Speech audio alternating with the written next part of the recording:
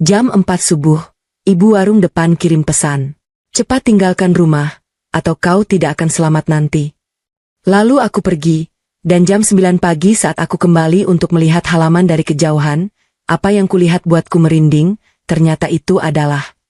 Sebelum cerita dimulai silahkan like dan komen, hadir, beserta dari kota mana asal kalian. Jangan lupa subscribe channel Sarah Amel supaya kalian tidak ketinggalan video terbaru. Yuk, kita mulai ceritanya. Pernikahan yang bahagia rupanya hanya ada di dalam dongeng. Setidaknya, itulah yang aku rasakan selama beberapa bulan terakhir ini. Suamiku, Angga, yang dulu penuh perhatian dan kehangatan, kini berubah menjadi sosok asing yang mendiami atap yang sama denganku. Dingin, kaku, tak ada lagi tawa atau sekadar obrolan ringan di meja makan saat sarapan. Setiap kali aku mencoba memulai percakapan, ia selalu punya 1000 alasan untuk menghindar. Aku lelah, katanya. Atau, pekerjaan di kantor sedang menumpuk, tolong jangan menggangguku dengan hal remeh. Kalimat-kalimat itu selalu menjadi penutup hari-hariku, membuatku menelan kembali segala bentuk keluh kesah yang ingin kubagi bersamanya. Malam itu, suasana rumah terasa lebih sepi dari biasanya. Angga pulang lewat tengah malam. Aku ingat betul jarum jam menunjuk angka 12:04 ketika ku dengar deru mesin mobilnya memasuki garasi. Aku yang sedang duduk di sofa ruang tengah, ditemani layar televisi yang menyala tanpa suara, segera bangkit untuk menyambutnya. Aku sudah membuatkannya teh hangat kesukaannya, berharap malam ini sedikit berbeda. Berharap ada senyum tipis yang ia berikan padaku. Namun, harapanku kembali menguap ke udara. Saat pintu depan terbuka, Angga melangkah masuk tanpa menatap wajahku. Langkahnya berat, jasnya ia sampirkan sembarangan di pundak, dan aroma parfum asing, bukan miliknya, bukan juga milikku, samar-samar tercium oleh hidungku. Kau baru pulang, Mas? Aku buatkan teh hangat untukmu, sapaku dengan suara sepelan mungkin, takut memancing emosinya. Angga hanya melirik sekilas ke arah cangkir teh di atas meja. Aku sudah ngantuk. Buang saja tehnya, jawabnya ketus. Ia melewatinya begitu saja, naik ke lantai 2 menuju kamar kami tanpa menoleh lagi. Dadaku sesak. Aku berdiri mematung di ruang tengah yang luas ini, merasa sangat kecil dan sendirian. Rumah besar ini tidak lagi terasa seperti tempat perlindungan, melainkan sebuah penjara yang dinding-dindingnya perlahan menghimpitku. Aku membuang teh yang sudah mendingin itu ke wastafel, mematikan semua lampu di lantai bawah, lalu berjalan gontai menyusul suamiku ke kamar. Saat aku masuk, Angga sudah berbaring membelakangiku. Napasnya teratur, entah ia benar-benar sudah tertidur pulas atau sekadar berpura-pura agar aku tidak mengajaknya bicara. Aku ikut berbaring di sisinya, menatap punggung tegap itu dengan perasaan campur aduk. Ada rindu, kecewa, dan amarah yang melebur menjadi satu. Aku mencoba memejamkan mata, memaksakan diri untuk terlelap, tetapi pikiranku terus berkelana kemana-mana. Waktu terus merangkak lambat. Suara detak jam dinding di sudut kamar terdengar seperti palu yang memukul-mukul kesunyian malam. Aku berbolak-balik mencari posisi nyaman, namun mataku tetap menolak untuk terpejam. Pikiranku dipenuhi oleh dugaan-dugaan buruk. Apakah Angga memiliki wanita lain? Siapa pemilik aroma parfum tadi? Mengapa ia sangat berubah? Pertanyaan-pertanyaan itu berputar-putar di kepalaku, membuat perutku mual karena gelisah. Tiba-tiba, di tengah kesunyian yang mencekam, sebuah getaran singkat mengoyak keheningan kamar. Aku tersentak. Getaran itu berasal dari ponselku yang tergeletak di atas nakas di samping tempat tidur. Layarnya menyala redup, menampilkan sebuah notifikasi pesan masuk. Aku melirik jam di layar ponsel, pukul 4. Siapa yang mengirim pesan di jam sepagi ini? Dengan hati-hati, aku meraih ponsel tersebut. Cahaya dari layar membuatku harus menyipitkan mata sejenak. Aku membaca nama pengirimnya. Bu Darmi, pemilik warung kelontong yang terletak tepat di seberang rumahku. Aku mengerutkan kening. Bu Darmi memang sering begadang karena warungnya buka 24 jam untuk melayani supir truk atau orang-orang yang lewat di jalan utama. Tapi, kami tidak pernah bertukar pesan, apalagi di jam 4 subuh. Biasanya, aku hanya mengobrol dengannya saat membeli bumbu dapur atau sekadar bertegur sapa saat aku menyapu halaman depan. Rasa penasaran mengalahkan keherananku. Aku membuka pesan tersebut. Hanya satu kalimat panjang yang ditulis dengan huruf kapital semua. Cepat tinggalkan rumah atau kau tidak akan selamat nanti. Jantungku seperti berhenti berdetak selama beberapa detik. Mataku terpaku pada deretan huruf di layar kecil itu. Aku membacanya berulang-ulang, berharap aku salah baca atau ini hanya pesan salah kirim. Tapi pesannya sangat jelas, dan dikirim tepat ke nomorku. Rasa dingin perlahan merayap dari ujung kakiku, menjalar ke seluruh tubuh. Tidak akan selamat. Apa maksudnya ini? Apakah ada perampok yang sedang mengintai rumahku? Apakah ada bahaya di luar sana? Ataukah ini hanya orang iseng yang membajak nomor Bu Darmi? Aku menelan ludah yang terasa pahit. Kepanikan mulai menguasai akal sehatku. Tanganku gemetar saat mencoba membalas pesan itu. Maksud ibu apa? Tolong jelaskan, Bu. Saya takut. Kukirim pesan itu dengan tangan yang gemetar hebat. 1 menit berlalu. 2 menit. 5 menit. Tidak ada balasan. Status pesan hanya menunjukkan tanda centang 2, namun tidak berubah biru. Bu Darmi tidak membacanya, atau mungkin sengaja mengabaikannya. Keheningan di dalam rumah tiba-tiba terasa sangat mengancam. Bayang-bayang benda di dalam kamar yang terbentuk oleh cahaya bulan dari balik jendela seolah menjelma menjadi sosok-sosok yang mengawasiku. Aku menoleh ke arah Angga. Suamiku itu masih tertidur lelap, napasnya tetap teratur. Aku ingin membangunkan dia. Aku ingin mengguncang bahunya, menunjukkan pesan ini, dan memintanya untuk mengecek keadaan di luar rumah. Tanganku sudah terulur, nyaris menyentuh pundaknya. Namun, entah kenapa, ada dorongan kuat di dalam hatiku yang menahan tanganku. Ada suara kecil di kepalaku yang berbisik, mengingatkanku pada perubahan sikapnya belakangan ini. Mengingatkanku pada aroma parfum asing itu. Mengingatkanku pada tatapan dinginnya yang tak pernah lagi menyeratkan cinta. Bagaimana jika Angga tahu sesuatu tentang ini? Bagaimana jika bahaya yang dimaksud Bu Darmi ada hubungannya dengan suamiku sendiri? Pikiranku berkecamuk. Logika dan instingku bertarung hebat.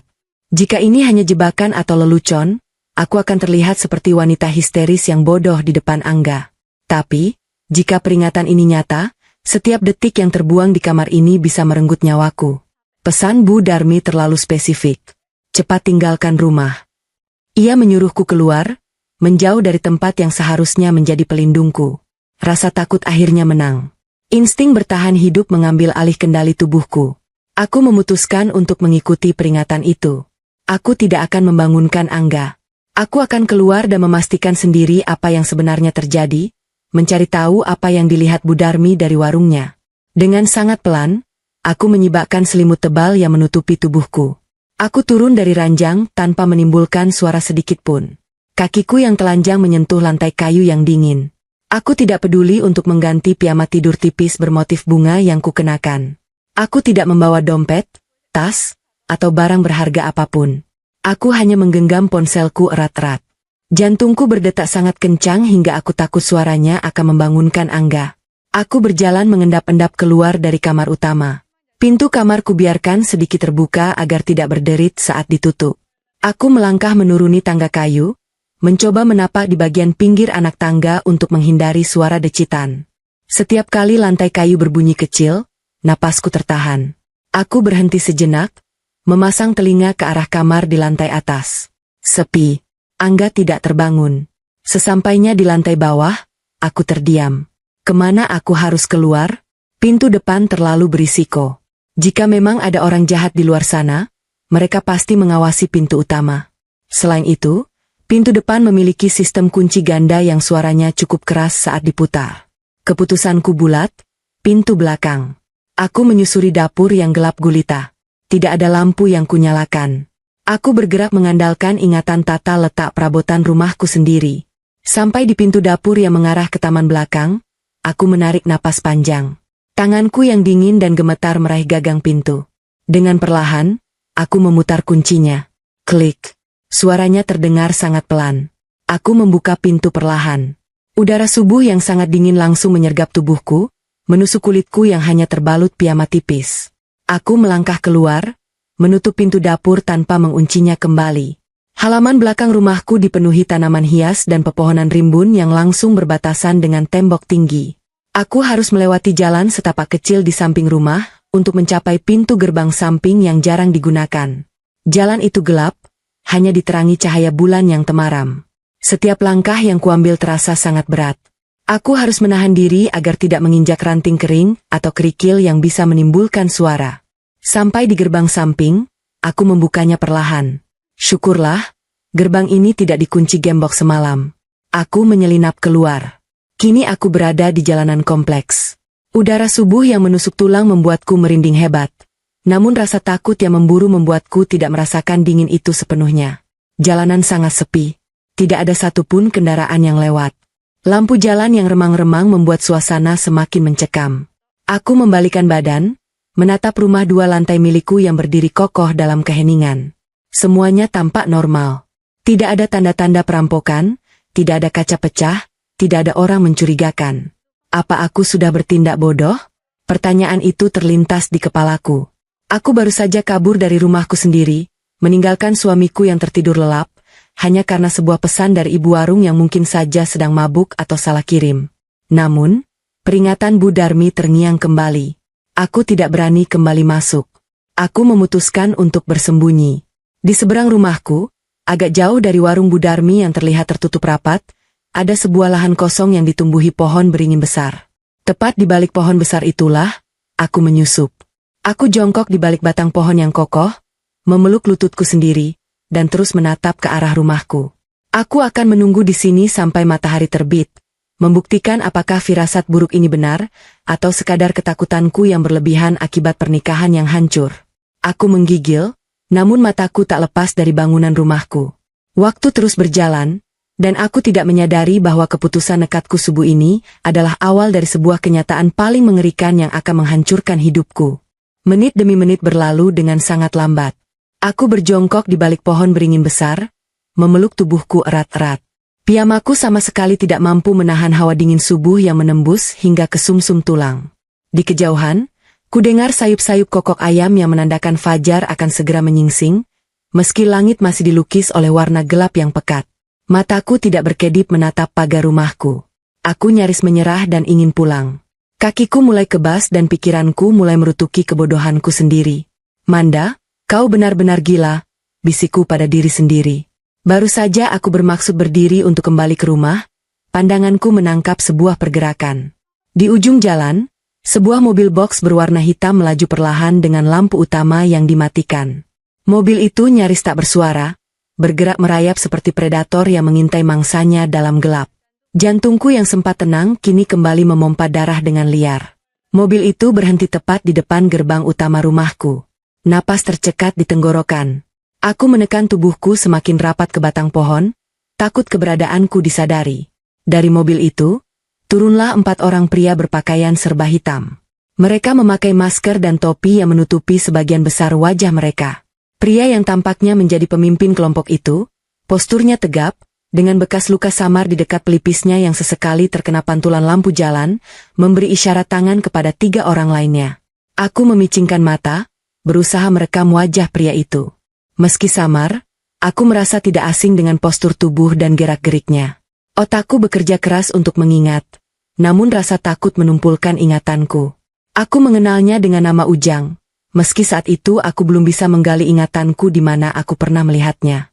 2 dari pria itu berjalan mengendap-endap menuju pagar, lalu dengan keahlian yang sangat terlatih, mereka mencongkel kunci gembok pagar dalam hitungan detik.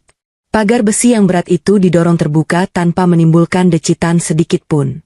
Ini bukan perampok biasa, batinku berteriak. Ini sangat terencana. Mataku semakin membelalak ketika kulihat apa yang mereka keluarkan dari bagian belakang mobil box tersebut. Sebuah benda panjang dan berat, terbungkus kantong hitam tebal berbahan terpal. Sebuah kantong mayat. Aku menutup mulutku dengan kedua tangan agar jeritan ngeri tidak lolos dari bibirku. Tubuhku gemetar tak terkendali. Mereka menggotong kantong itu masuk ke dalam halaman rumahku. Ke dalam rumah tempat suamiku sedang tertidur pulas. Pikiranku kacau balau. Aku harus berteriak. Aku harus meminta tolong. Angga ada di dalam. Mereka membawa mayat. Apa yang akan mereka lakukan pada suamiku? Tetapi tubuhku kaku. Otot-ototku seolah lumpuh akibat ketakutan yang luar biasa. Jika aku berteriak sekarang, jarakku terlalu dekat. Mereka pasti akan menemukanku dan membunuhku juga sebelum tetangga sempat keluar. Aku hanya bisa mematung, menangis dalam diam, dengan air mata yang membasahi telapak tanganku yang masih membekap mulut rapat-rapat. Aku melihat 2 orang yang menggotong kantong mayat itu masuk ke dalam rumah. Mereka pasti menggunakan kunci duplikat atau merusak kunci utama. Sementara itu, pria berbekas luka tadi, Ujang, beserta satu rekannya tidak ikut masuk. Mereka berjalan menuju bagian samping rumah, tepat ke arah panel meteran listrik utama yang terpasang di dinding luar. Aku tidak bisa melihat dengan jelas apa yang mereka lakukan karena terhalang pilar pagar, namun aku melihat percikan api biru kecil menyala-nyala, seperti mesin las portabel yang sedang bekerja. Mereka sedang menyabotase sesuatu. Sekitar 10 menit kemudian, dua pria yang tadi masuk ke dalam rumah berlari keluar dengan tangan kosong. Mereka memberi anggukan singkat pada Ujang. Keempatnya lalu bergegas masuk kembali ke dalam mobil box hitam tersebut. Tanpa menyalakan lampu, mobil itu mundur perlahan dan melesat pergi, hilang ditelan bayangan malam yang tersisa. Aku masih mematung. Keheningan kembali menyelimuti jalanan. Apa yang baru saja terjadi? Mengapa mereka membawa mayat ke dalam rumahku? Dan apa yang mereka lakukan pada panel listrik? Aku melangkah maju dari balik pohon, bersiap untuk berlari ke dalam rumah dan menyelamatkan Angga, tak peduli bahaya apapun yang ada di sana. Kakiku baru mengambil 3 langkah ke depan ketika bumi seolah bergetar. Blaar, sebuah ledakan keras memecah kesunyian subuh. Suara itu berasal dari dinding samping rumahku. Sedetik setelah ledakan, kobaran api menyembur keluar dari arah panel listrik yang tadi diutak-atik oleh gerombolan itu. Api menjilat cepat ke atas, menyambar atap kayu dan menjalar dengan kecepatan yang tidak masuk akal. Asap hitam pekat langsung mengepul ke udara. Ledakan kedua terjadi, kali ini dari dalam rumah. Kaca-kaca jendela di lantai 1 pecah berantakan, memuntahkan pecahan kaca ke halaman rumput kesayanganku.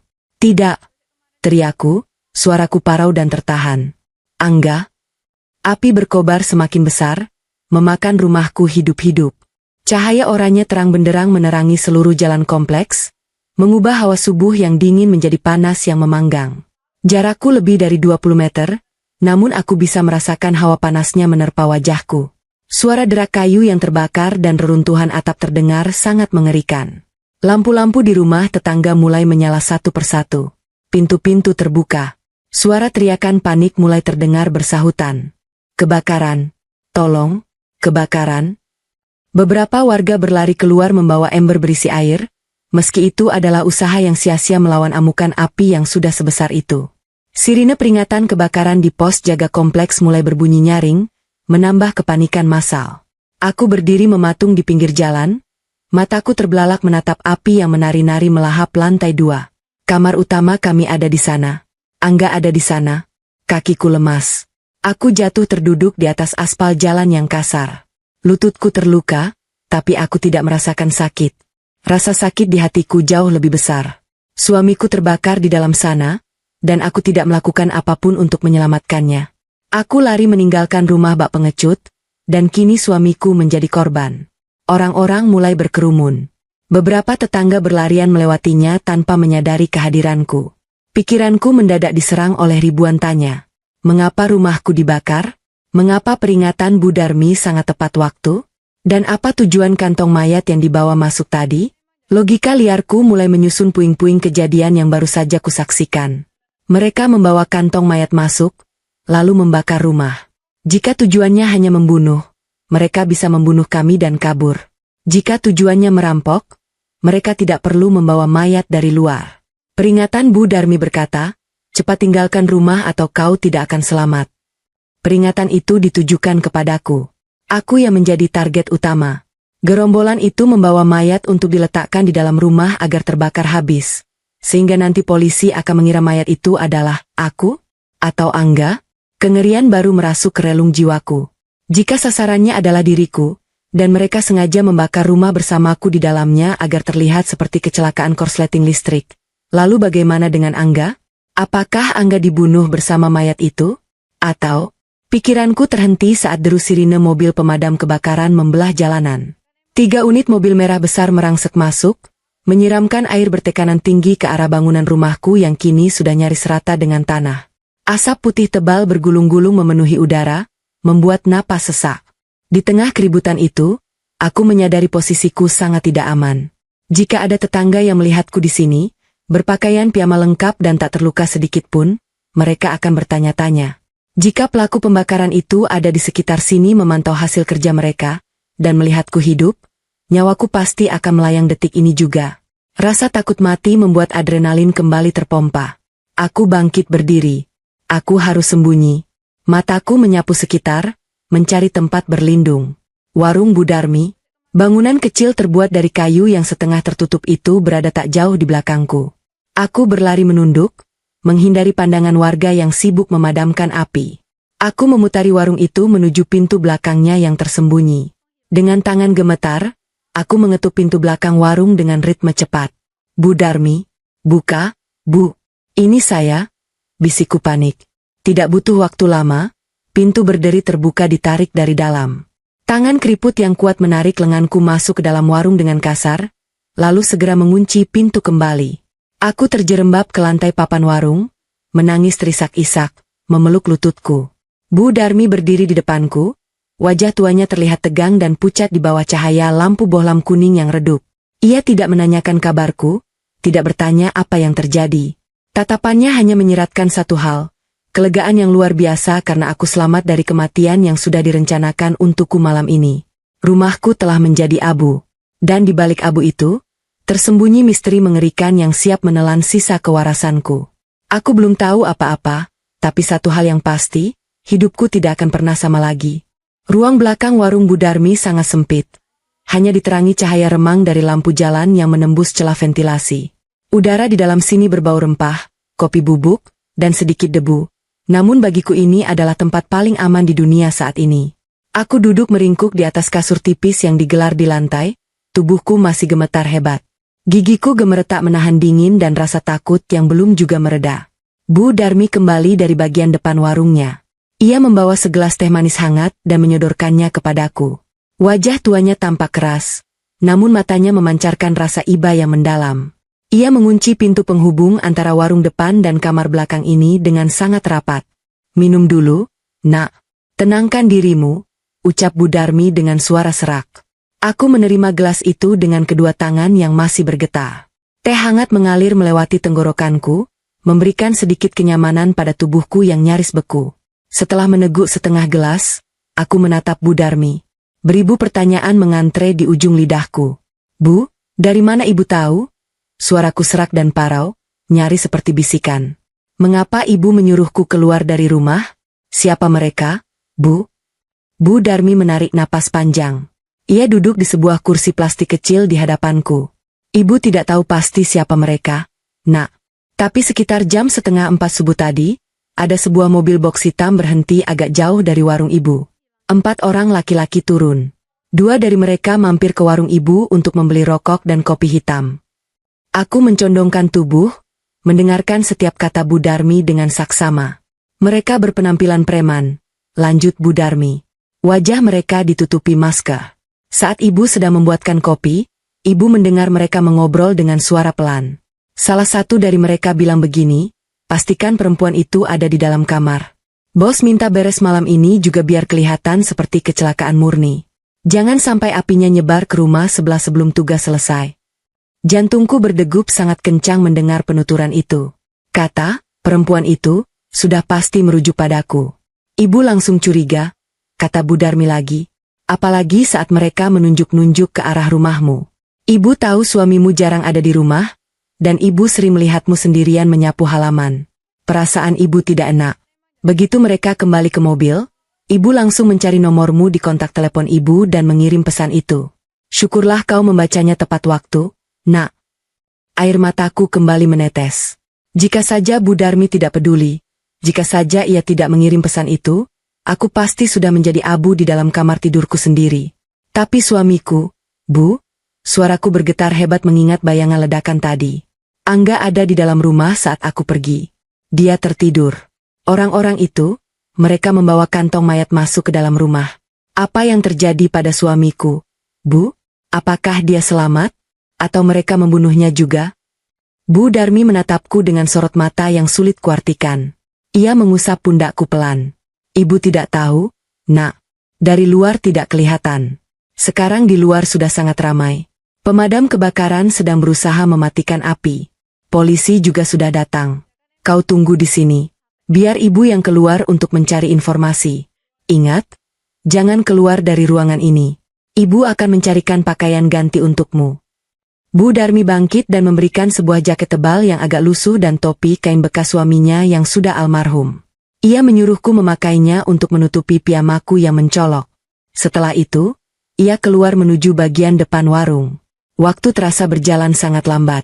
Aku mondar-mandir di dalam ruangan sempit itu. Dari luar, suara bising sirine perlahan mulai mereda, digantikan oleh suara riuh rendah warga dan petugas kepolisian. Sinar matahari pagi perlahan mulai menyusup dari celah ventilasi. Jam di dinding menunjukkan pukul 8:04.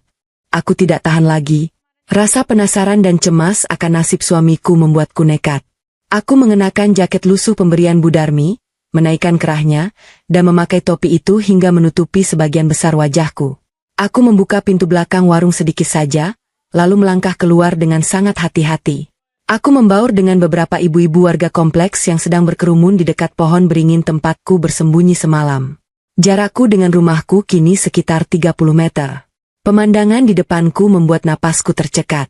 Rumah mewah berlantai 2 yang menyimpan banyak kenanganku kini hanya tinggal puing-puing hitam yang berasap. Garis polisi berwarna kuning sudah dipasang mengelilingi pagar. Beberapa petugas pemadam kebakaran masih menyemprotkan air ke titik-titik kecil yang masih mengeluarkan asap. Tiba-tiba, kerumunan warga menjadi riuh. Sebuah mobil jenazah dari kepolisian tiba di lokasi. Tim forensik berpakaian APD lengkap masuk ke dalam area puing rumahku. Tidak lama kemudian, mereka keluar membawa sebuah kantong jenazah berwarna oranye. Kantong itu tampak tidak terlalu besar, menandakan bahwa jasad di dalamnya sudah hangus terbakar dan menyusut. Kakiku lemas seketika. Itu pasti Angga, bisikku dalam hati. Hatiku hancur lebur. Meskipun pernikahan kami terasa dingin belakangan ini, dia tetap suamiku. Dia adalah pria yang pernah berjanji akan menjagaku seumur hidup. Kenyataan bahwa ia mati terbakar dalam keadaan tidur membuat rasa bersalah yang luar biasa besar menghantam dadaku. Aku meninggalkannya. Aku berlari menyelamatkan diri sendiri. Aku nyaris saja melangkah maju melewati kerumunan warga untuk berteriak mengakui identitasku. Aku ingin berlari memeluk kantong jenazah itu. Namun, tepat pada detik itu, sebuah mobil sedan mewah berwarna hitam membelah kerumunan warga dan berhenti tepat di depan garis polisi. Pintu pengemudi terbuka. Aku mematung. Mataku terbelalak lebar, nyaris tak percaya dengan apa yang kulihat. Pria yang turun dari mobil itu adalah Angga. Suamiku hidup. Dia berdiri di sana, mengenakan kemeja rapi yang sama dengan yang ia pakai tadi malam, tanpa luka sedikit pun. Penampilannya sangat sempurna, berbanding terbalik dengan kondisi rumah kami yang sudah rata dengan tanah. Pikiranku mendadak kosong. Jika Angga masih hidup dan berada di luar rumah sejak tadi, lalu jasad siapa yang baru saja dievakuasi oleh tim forensik? Apakah itu jasad dari kantong mayat yang dibawa masuk oleh gerombolan preman semalam? Mengapa Angga bisa berada di luar saat kebakaran terjadi? Bukankah ia sedang tidur di kamar bersamaku? Pertanyaanku belum sempat terjawab ketika kulihat Angga berlari menerobos garis polisi. 2 orang petugas menahannya, namun Angga meronta-ronta dengan sangat hebat. "Manda, istriku!" teriak Angga dengan suara yang sangat keras dan parau. Teriakannya menggema memecah keheningan pagi. Ia jatuh berlutut di atas tanah yang masih basah oleh air selang pemadam. Tangannya mencengkeram kepalanya sendiri. Ia menangis histeris. Raungannya terdengar sangat menyayat hati. "Tidak. Manda, maafkan aku. Kenapa kau tinggalkan aku? Manda, kenapa harus kamu?" Angga memukul-mukul tanah dengan tinjunya. Air matanya mengalir deras membasahi wajahnya. Ia tampak seperti seorang suami yang dunianya hancur berkeping-keping karena kehilangan belahan jiwanya secara tragis. Beberapa warga di sekitarku mulai ikut menangis melihat adegan memilukan tersebut. Polisi menepuk-nepuk bahu Angga, berusaha menenangkannya. "Bapak yang sabar, Pak. Kami turut berduka cita. Kami menemukan satu jasad di kamar utama lantai 2. Kondisinya sudah tidak bisa dikenali. Kami akan membawanya ke rumah sakit untuk tes DNA," ucap salah satu polisi kepada Angga. Mendengar itu, Angga semakin menjerit histeris. Ia berusaha merangkak mendekati kantong jenazah oranye tersebut, namun petugas segera menahannya dan menuntunnya berdiri. "Istriku, dia pasti sedang tidur saat api menyala. Ini salahku. Aku harusnya ada di rumah. Aku harusnya tidak lembur ke kantor subuh tadi," seru Angga dengan nada penuh penyesalan. Aku berdiri mematung di balik kerumunan. Seluruh duniaku terasa berputar kencang. Mual yang luar biasa menyerang perutku. Kakiku kehilangan kekuatannya. Aku tidak bisa membedakan mana kenyataan dan mana ilusi. Angga lembur, dia berbohong. Aku melihatnya pulang jam 12 malam. Aku melihatnya naik ke kasur. Mengapa dia berbohong kepada polisi? Dan aktingnya, tangisannya terlihat sangat nyata. Kesedihannya terlihat begitu mendalam. Jika aku tidak tahu kejadian semalam, aku pasti akan berlari menemuinya dan memeluknya. Aku pasti akan berpikir bahwa suamiku sangat mencintaiku hingga ia nyaris gila karena kehilanganku. Tapi aku melihat gerombolan itu. Aku melihat panel listrik disabotase. Aku melihat mereka memasukkan kantong mayat. Kewarasanku diuji pada batas maksimal. Pikiranku terbelah menjadi dua. Bagian pertama dari diriku, bagian yang masih mencintai Angga, berbisik bahwa Angga tidak tahu apa-apa. Mungkin ia terbangun dan pergi ke kantor lagi tanpa membangunkanku, dan ia benar-benar terpukul mengira aku tewas. Namun bagian kedua dari diriku yang lebih logis meneriakkan bahaya. Bohong.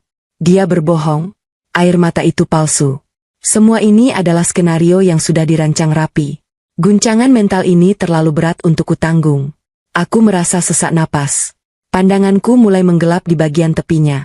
Aku mundur terhuyung-huyung, menjauhi kerumunan. Aku meraba dinding warung Bu Darmi untuk mencari pegangan. Sebuah tangan dengan cepat menarik pundakku. Bu Darmi sudah berdiri di sana, menuntunku kembali masuk ke dalam ruang belakang warungnya dengan setengah menyeret. Begitu pintu terkunci, pertahananku runtuh sepenuhnya. Aku ambruk ke lantai, menangis tanpa suara. Air mataku mengalir deras, bukan karena kehilangan rumah, tapi karena kebingungan dan pengkhianatan yang perlahan mulai masuk akal di kepalaku. Aku kena mental. Aku meringkuk seperti bayi, memeluk kedua lututku. Suara tangisan histeris Angga di luar sana terus terngiang-ngiang di telingaku, beradu dengan suara ledakan api tadi malam. Dunia yang kukenal sudah hancur. Suamiku menangisi jasad yang ia kira diriku, dan aku tidak berani menampakkan diri karena aku tahu, jika aku keluar sekarang, nyawaku yang sebenarnya akan melayang. Di ruangan gelap ini, aku resmi menjadi orang mati. Waktu kehilangan maknanya di dalam ruang belakang warung Bu Darmi. Entah sudah berapa hari aku bersembunyi di ruangan berukuran 3 kali 3 meter ini. Siang dan malam tidak ada bedanya, hanya ditandai oleh cahaya terang atau gelap dari celah ventilasi di atas pintu. Bu Darmi selalu membawakanku makanan 3 kali sehari, namun rasanya seperti mengunyah serbuk kayu. Aku tidak punya selera makan. Tubuhku melemah, wajahku pucat, dan mataku membengkak karena terus menangis. Aku tenggelam dalam depresi yang dalam. Berulang kali aku duduk di sudut ruangan, memeluk lutut, dan menatap kosong ke arah dinding kayu.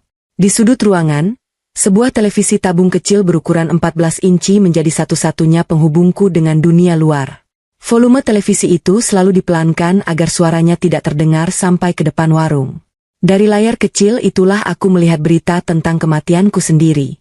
Kasus kebakaran rumahku menjadi sorotan di stasiun televisi lokal. Mereka menyebutnya sebagai tragedi subuh berdarah, atau korsleting maut. Polisi telah menutup penyelidikan awal dengan kesimpulan bahwa kebakaran dipicu oleh korsleting pada panel listrik utama. Jasad hangus yang ditemukan di kamar atas telah dinyatakan sebagai diriku, Amanda, istri dari pengusaha muda Angga. Aku melihat wajah suamiku muncul di layar kaca. Ia diwawancarai oleh beberapa wartawan usai prosesi pemakaman palsu yang menguburkan jasad entah siapa. Angga memakai kemeja hitam, wajahnya terlihat kuyu, dan suaranya bergetar saat berbicara.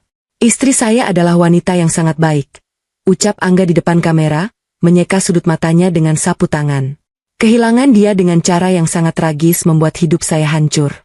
Saya belum bisa memaafkan diri saya sendiri karena tidak berada di sampingnya saat kejadian itu. Saya sedang mengambil dokumen penting di kantor saat api mulai menyala. Aku mematikan televisi itu dengan tangan gemetar. Pembohong besar. Alibinya sangat sempurna. Ia memastikan dirinya tidak ada di lokasi saat eksekusi dilakukan. Ia mengarang cerita seolah-olah kecelakaan itu tidak bisa dihindari. Setiap kali melihat wajahnya di televisi, rasa sakit di dadaku semakin menjadi-jadi. Aku merasa bodoh, naif, dan tidak berguna. Bagaimana aku bisa hidup selama ini dengan seorang monster yang pandai bersandiwara? Malam keempat persembunyianku, depresi itu perlahan berubah menjadi mimpi buruk yang mencekam. Aku tertidur karena kelelahan menangis, Namun alam bawah sadarku langsung menarikku kembali ke malam jahanam itu. Dalam mimpiku, aku berlari di dalam rumah yang terbakar. Api menjilat-jilat dari segala arah. Aku berteriak memanggil nama Angga, namun suaraku tidak keluar. Tiba-tiba, dari balik kobaran api, muncul sosok pria berbadan tegap. Ia memakai pakaian serba hitam, persis seperti preman yang kulihat semalam. Ia melepaskan maskernya. Ada bekas luka melintang yang cukup jelas di dekat pelipis kirinya. Pria itu menyeringai padaku, lalu melemparkan sebuah korek api ke arahku. Aku terbangun dengan napas terengah-engah. Keringat dingin membasahi sekujur tubuhku. Jantungku memompa darah dengan sangat cepat hingga dadaku terasa sakit. Aku duduk tegak di atas kasur tipis, mengatur napasku. Bayangan wajah pria dalam mimpi itu, wajah pria dengan bekas luka di pelipis. Otakku yang selama ini tertutup oleh awan kesedihan dan kepanikan tiba-tiba bekerja dengan sangat tajam. Wajah itu bukan sekadar bunga tidur. Aku pernah melihat wajah itu di dunia nyata. Bukan hanya pada malam kebakaran, tapi sebelumnya. Jauh sebelum malam itu. Aku memejamkan mata, berusaha keras mengais-ngais ingatanku. Kapan aku melihat wajah itu? Di mana? Aku memaksa otakku memutar ulang kejadian selama sebulan terakhir. Lalu, seperti sebuah kepingan puzzle yang menemukan tempatnya, memori itu muncul dengan sangat jelas. Kejadian itu terjadi sekitar 2 minggu yang lalu. Hari itu hari Sabtu. Aku sedang berada di sebuah kafe terpencil di pinggiran kota, berniat bertemu dengan seorang teman lama yang akhirnya membatalkan janji secara mendadak. Karena bosan, aku memesan segelas kopi dan duduk di sudut ruangan. Saat itulah, aku melihat Angga masuk ke kafe yang sama. Awalnya, aku ingin memanggilnya, mengira itu sebuah kebetulan yang manis. Namun, langkahku terhenti saat melihat Angga tidak sendirian. Ia langsung berjalan menuju sebuah meja di bagian paling belakang kafe yang agak tertutup partisi kayu. Di sana, 3 orang pria sudah menunggunya. Mereka tidak terlihat seperti rekan bisnis atau klien perusahaan Angga. Pakaian mereka kasual, berantakan, dan perawakan mereka kasar. Aku memutuskan untuk diam dan mengamati dari jauh. Angga duduk berhadapan dengan pria yang tampaknya menjadi pemimpin kelompok itu. Pria berbadan tegap, kulit gelap, dan memiliki bekas luka melintang di dekat pelipis kirinya. Saat itu aku tidak tahu namanya, tapi sekarang aku tahu persis. Pria itu adalah Ujang, pemimpin gerombolan yang membakar rumahku. Ingatanku memutar adegan di kafe itu dengan detail yang mengerikan. Saat itu, Angga tampak sangat santai. Ia tertawa pelan, lalu mengeluarkan sebuah amplop coklat tebal dari dalam tas kerjanya. Amplop itu didorong melintasi meja ke arah Ujang. Ujang menerimanya, mengintip isinya sebentar, lalu menyeringai lebar. Ia menepuk-nepuk amplop itu dengan puas, lalu menjabat tangan Angga dengan erat. Waktu itu, aku menepis kecurigaanku. Aku memaksa diriku berpikir positif, menganggap mungkin Angga sedang melunasi utang atau membayar jasa preman untuk mengamankan lahan proyek perusahaannya. Aku tidak pernah bertanya padanya tentang pertemuan itu, dan aku segera melupakannya. Namun kini, di dalam ruang gelap dan pengap ini, memori itu menjadi kunci dari semua kebingunganku. Amplop coklat itu, pertemuan rahasia, tawa santai suamiku bersama pria pembunuh. Semua kepingan itu menyatu membentuk sebuah gambar besar yang sangat keji. Kebakaran itu bukan kecelakaan. Kehadiran mayat di dalam kantong oranye itu bukan kebetulan. Air mata histeris Angga di depan polisi bukan tanda cinta. Itu semua adalah sebuah konspirasi matang. Angga membayar Ujang dan komplotannya untuk membunuhku. Ia merencanakan kematianku dengan sangat detail, bahkan menyiapkan jasad pengganti agar ia bebas dari tuduhan dan memuluskan langkahnya. Mengapa ia ingin aku mati? Harta? Tentu saja. Rumah mewah yang terbakar itu adalah atas namaku, warisan dari orang tuaku. Perusahaan yang dijalankan Angga juga dibangun dengan suntikan dana besar dari tabunganku. Jika aku mati, Angga sebagai suami seakan mewarisi semuanya. Dan jika kematianku ditetapkan sebagai kecelakaan tragis, klaim asuransi jiwaku yang bernilai puluhan miliar rupiah akan cair seluruhnya ke rekeningnya. Rasa mual yang biasanya menyiksa perutku mendadak hilang. Kesedihan dan depresi yang menekan dadaku menguap seketika, digantikan oleh sesuatu yang jauh lebih kuat, lebih dingin, dan lebih mematikan. Amarah. Aku tidak lagi menangis. Mataku mengering. Aku bangkit berdiri dan berjalan menuju cermin kecil yang tergantung di dekat pintu. Aku menatap pantulan wajahku sendiri. Rambutku kusut masai, wajahku kuyu, mataku cekung. aku terlihat seperti hantu. Memang, secara hukum, aku sudah menjadi hantu. Suamiku telah membunuhku di mata dunia. Kau ingin aku mati, Mas Angga? Bisikku pada bayanganku di cermin. Suaraku tidak lagi bergetar. Baik, aku akan mati untuk sementara waktu. Tapi saat aku bangkit, aku pastikan kau yang akan hancur. Pintu kamar belakang diketuk 2 kali. Aku segera membukanya. Bu Darmi masuk membawa sepiring nasi dan lauk seadanya.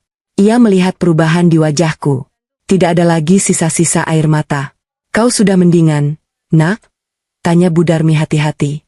Aku menatap Bu Darmi lekat-lekat. Bu, aku sudah ingat semuanya. Pria yang membakar rumahku, dia adalah orang yang dibayar oleh suamiku sendiri. Bu Darmi terperanjat. Piring di tangannya nyaris terjatuh. Astagfirullah, suamimu sendiri yang merencanakannya. Aku mengangguk tegas. Aku menceritakan semua ingatanku tentang pertemuan Angga dan Ujang di kafe tempo hari. Aku menjelaskan logikaku tentang jasad pengganti, alibi Angga yang sempurna, dan motif harta yang menggiurkan. Bu Darmi mendengarkan dengan wajah pucat dan mulut setengah terbuka, menyadari betapa iblisnya pria yang selama ini menjadi tetangganya. Lalu, apa yang akan kau lakukan sekarang, nak? Kita lapor polisi sekarang? Ibu akan jadi saksi kalau malam itu ibu melihat preman-preman itu, ucap Bu Darmi tergesa-gesa. Aku menggeleng pelan. Tidak, Bu. Jika kita lapor polisi sekarang, Angga akan menyangkal. Bukti kita sangat lemah. Dia punya uang, dia bisa menyewa pengacara hebat dan menuduh balik bahwa aku yang gila dan memalsukan kematianku sendiri untuk menjebaknya. Polisi pasti akan lebih percaya pada pria yang terlihat sebagai korban kecelakaan daripada wanita yang tiba-tiba muncul dari kubur. Lalu, aku mengambil piring dari tangan Bu Darmi. Untuk pertama kalinya dalam 4 hari, aku merasa sangat lapar. Aku menyuapkan nasi ke mulutku, mengunyahnya pelan. Aku butuh bantuan ibu. Angga pikir permainannya sudah selesai dan dia memenangkannya. Kita akan biarkan dia merasa nyaman. Kita biarkan dia masuk ke dalam perangkapnya sendiri. Tapi sebelum itu, aku harus tahu apa yang sebenarnya dia rencanakan, kemana aliran uangnya, dan siapa saja yang terlibat. Bu Darmi mengangguk mantap. Matanya menyiratkan keberanian yang tak kuduga dari seorang wanita parubaya. Katakan apa yang harus ibu lakukan, nak. Ibu siap membantu. Ibu tidak rela melihat bajingan seperti dia hidup enak di atas penderitaanmu. Aku menelan makananku, merasakan energi baru mengalir ke dalam nadiku. Rencana balas dendam ini harus disusun dengan sangat rapi. Aku tidak boleh gegabah. Kepingan memori yang hilang telah kutemukan, dan kini saatnya aku bermain di belakang layar. Aku akan membuat Angga menyesali hari di mana ia memutuskan untuk bermain api denganku. Hari-hari berikutnya dihabiskan dengan menyusun rencana. Ruang belakang warung Bu Darmi yang sempit dan pengap kini berubah menjadi ruang strategiku. Bau rempah dan kopi yang menyengat perlahan mulai terasa seperti aroma medan perang. Aku tidak lagi menangisi nasibku. Air mataku sudah mengering, digantikan oleh bara amarah yang menyala terang di dalam dadaku. Kesedihan telah bermutasi menjadi tekad yang sangat dingin dan tajam. Aku tidak akan membiarkan Angga dan siapapun yang berkomplot dengannya bernapas lega di atas penderitaanku. Langkah pertama yang harus kami lakukan adalah mencari tahu di mana Angga tinggal sekarang. Rumah kami sudah rata dengan tanah, dan aku yakin pria licik itu tidak akan tinggal di hotel murah atau menumpang di rumah kerabatnya. Ia pasti sudah menyiapkan sarang baru bersama uang yang ia curi dariku. Namun, aku tidak bisa keluar dari ruangan ini. Wajahku sudah diumumkan tewas di televisi nasional. Jika ada satu orang saja yang melihatku berkeliaran, hancur sudah semua rencanaku. Karena itulah, aku sangat bergantung pada Bu Darmi. Wanita parubaya itu membuktikan kesetiaannya yang luar biasa kepadaku. Suatu siang, Bu Darmi memanggil keponakannya yang bekerja sebagai sopir taksi daring. Tanpa menceritakan kebenaran tentang diriku yang masih hidup, Bu Darmi menyuruh keponakannya itu untuk mengikuti mobil Angga setelah suamiku itu pura-pura berziarah ke makam palsuku. Menunggu kabar dari keponakan Bu Darmi adalah siksaan tersendiri. Aku terus mondar-mandir di dalam kamar, menggigit kuku, dan menatap jam dinding yang berdetak lambat. Baru menjelang malam, Bu Darmi masuk dengan wajah berbinar. Ia membawa selembar kertas berisi alamat lengkap. Keponakan ibu berhasil mengikutinya tanpa ketahuan, ucap Bu Darmi. Napasnya sedikit rengah-engah karena semangat. Suamimu tinggal di apartemen Grand Emerald, nak. Salah satu apartemen paling mewah di pusat kota. Ia tinggal di unit lantai 25. Aku merebut kertas itu dan membaca alamatnya. Gigiku gemeretak. Grand Emerald. Apartemen itu harga sewanya saja puluhan juta per bulan. Angga benar-benar sedang menikmati uang hasil merampok perusahaanku. Namun, kemarahan ini segera kutekan. Emosi tidak akan membantuku menang. Aku butuh bukti nyata, sesuatu yang tidak bisa disangkal oleh Angga di pengadilan nanti. Aku harus tahu apa yang ia bicarakan di dalam apartemen mewah itu. Kita harus menyadap apartemennya, Bu, kataku dengan suara pelan namun tegas. Bu Darmi mengerutkan kening, tampak bingung. Menyadap? Maksudmu menaruh alat perekam suara seperti di film-film polisi itu? Tapi bagaimana caranya kita mendapatkan alat seperti itu? Alat seperti itu pasti sangat mahal, dan ibu tidak punya cukup uang simpanan di warung. Aku terdiam. Bu Darmi benar. Aku lari dari rumah hanya dengan piyama dan ponsel. Aku tidak membawa dompet, kartu ATM, atau uang tunai sepeser pun. Semua rekeningku pasti sedang dibekukan oleh bank karena laporan kematianku, atau lebih buruk lagi, sedang dalam proses dikuras habis oleh Angga menggunakan surat kuasa palsu. Aku menunduk, menatap jari-jariku. Mataku tertuju pada benda berkilau yang melingkar di jari manis tangan kiriku. Cincin kawinku. Cincin berlian yang dulu dipasangkan oleh Angga dengan janji manis sehidup semati. Janji yang ternyata bermakna bahwa dia yang akan hidup enak dan aku yang akan mati. Tanpa ragu sedikit pun, aku menarik paksa cincin itu dari jariku. Rasanya sedikit sakit karena cincin itu sudah bertahun-tahun tidak pernah kulepas, meninggalkan bekas kemerahan di kulitku. Tapi rasa sakit di jariku tidak sebanding dengan rasa sakit di hatiku. Aku menyodorkan cincin itu kepada Bu Darmi. Jual ini, Bu, kataku datar. Cincin ini berlian asli. Surat-suratnya memang ikut terbakar di rumah, tapi kalau ibu menjualnya di toko emas kenalan ibu, harganya masih sangat tinggi. Pakai uangnya untuk membeli alat penyadap suara di toko elektronik khusus di pusat kota. Sisa uangnya kita gunakan untuk ongkos dan persiapan yang lain. Bu Darmi menatap cincin itu dengan mata berkaca-kaca, memahami betapa beratnya keputusanku untuk membuang simbol pernikahanku. Namun ia mengangguk mantap. Baik, Nak. Ibu akan mengurus semuanya besok pagi. Keesokan harinya, rencana kami mulai berjalan. Setelah berhasil menjual cincin itu dengan harga yang cukup lumayan, Bu Darmi pulang membawa sebuah kotak kecil berwarna hitam. Di dalamnya terdapat alat penyadap nirkabel seukuran kancing baju dan sebuah perangkat penerima suara dengan colokan untuk penyuara telinga. Alat itu berwarna gelap dan bisa ditempelkan di mana saja menggunakan perekat dua sisi. Sekarang, tantangan terbesarnya adalah bagaimana memasukkan alat ini ke dalam apartemen Angga yang dijaga ketat oleh petugas keamanan. Ibu tidak bisa sembarangan masuk ke sana, kata Bu Darmi sambil memandangi brosur apartemen yang ia ambil dari lobi saat mengintai kemarin. Harus pakai kartu akses, atau dijemput oleh penghuninya langsung ke lobi. Aku berpikir keras. Aku mengingat-ingat kebiasaan Angga. Ia pria yang sangat menjaga penampilan dan tidak pernah mau mencuci pakaiannya sendiri. Begitu pula dengan wanita yang kini menjadi selingkuhannya. Mereka pasti membutuhkan jasa penatu. Kita pakai penyamaran, Bu, cetusku tiba-tiba, mataku berbinar karena menemukan ide. Ibu menyamar jadi petugas penatu keliling. Apartemen elit sering mengizinkan petugas penatu untuk naik ke unit jika penghuni memang memesan jasa mereka. Kita buat brosur palsu, beri promo cuci gratis untuk pelanggan baru, dan ibu selipkan brosur itu di bawah pintu apartemen mereka. Mereka pasti akan menelepon. Bu Darmi tersenyum lebar. Ia sangat menyukai rencana itu. Hari itu juga, kami sibuk mempersiapkan penyamaran. Bu Darmi meminjam seragam polo shirt berwarna biru muda dari temannya yang memang memiliki usaha penatu skala kecil di pasar.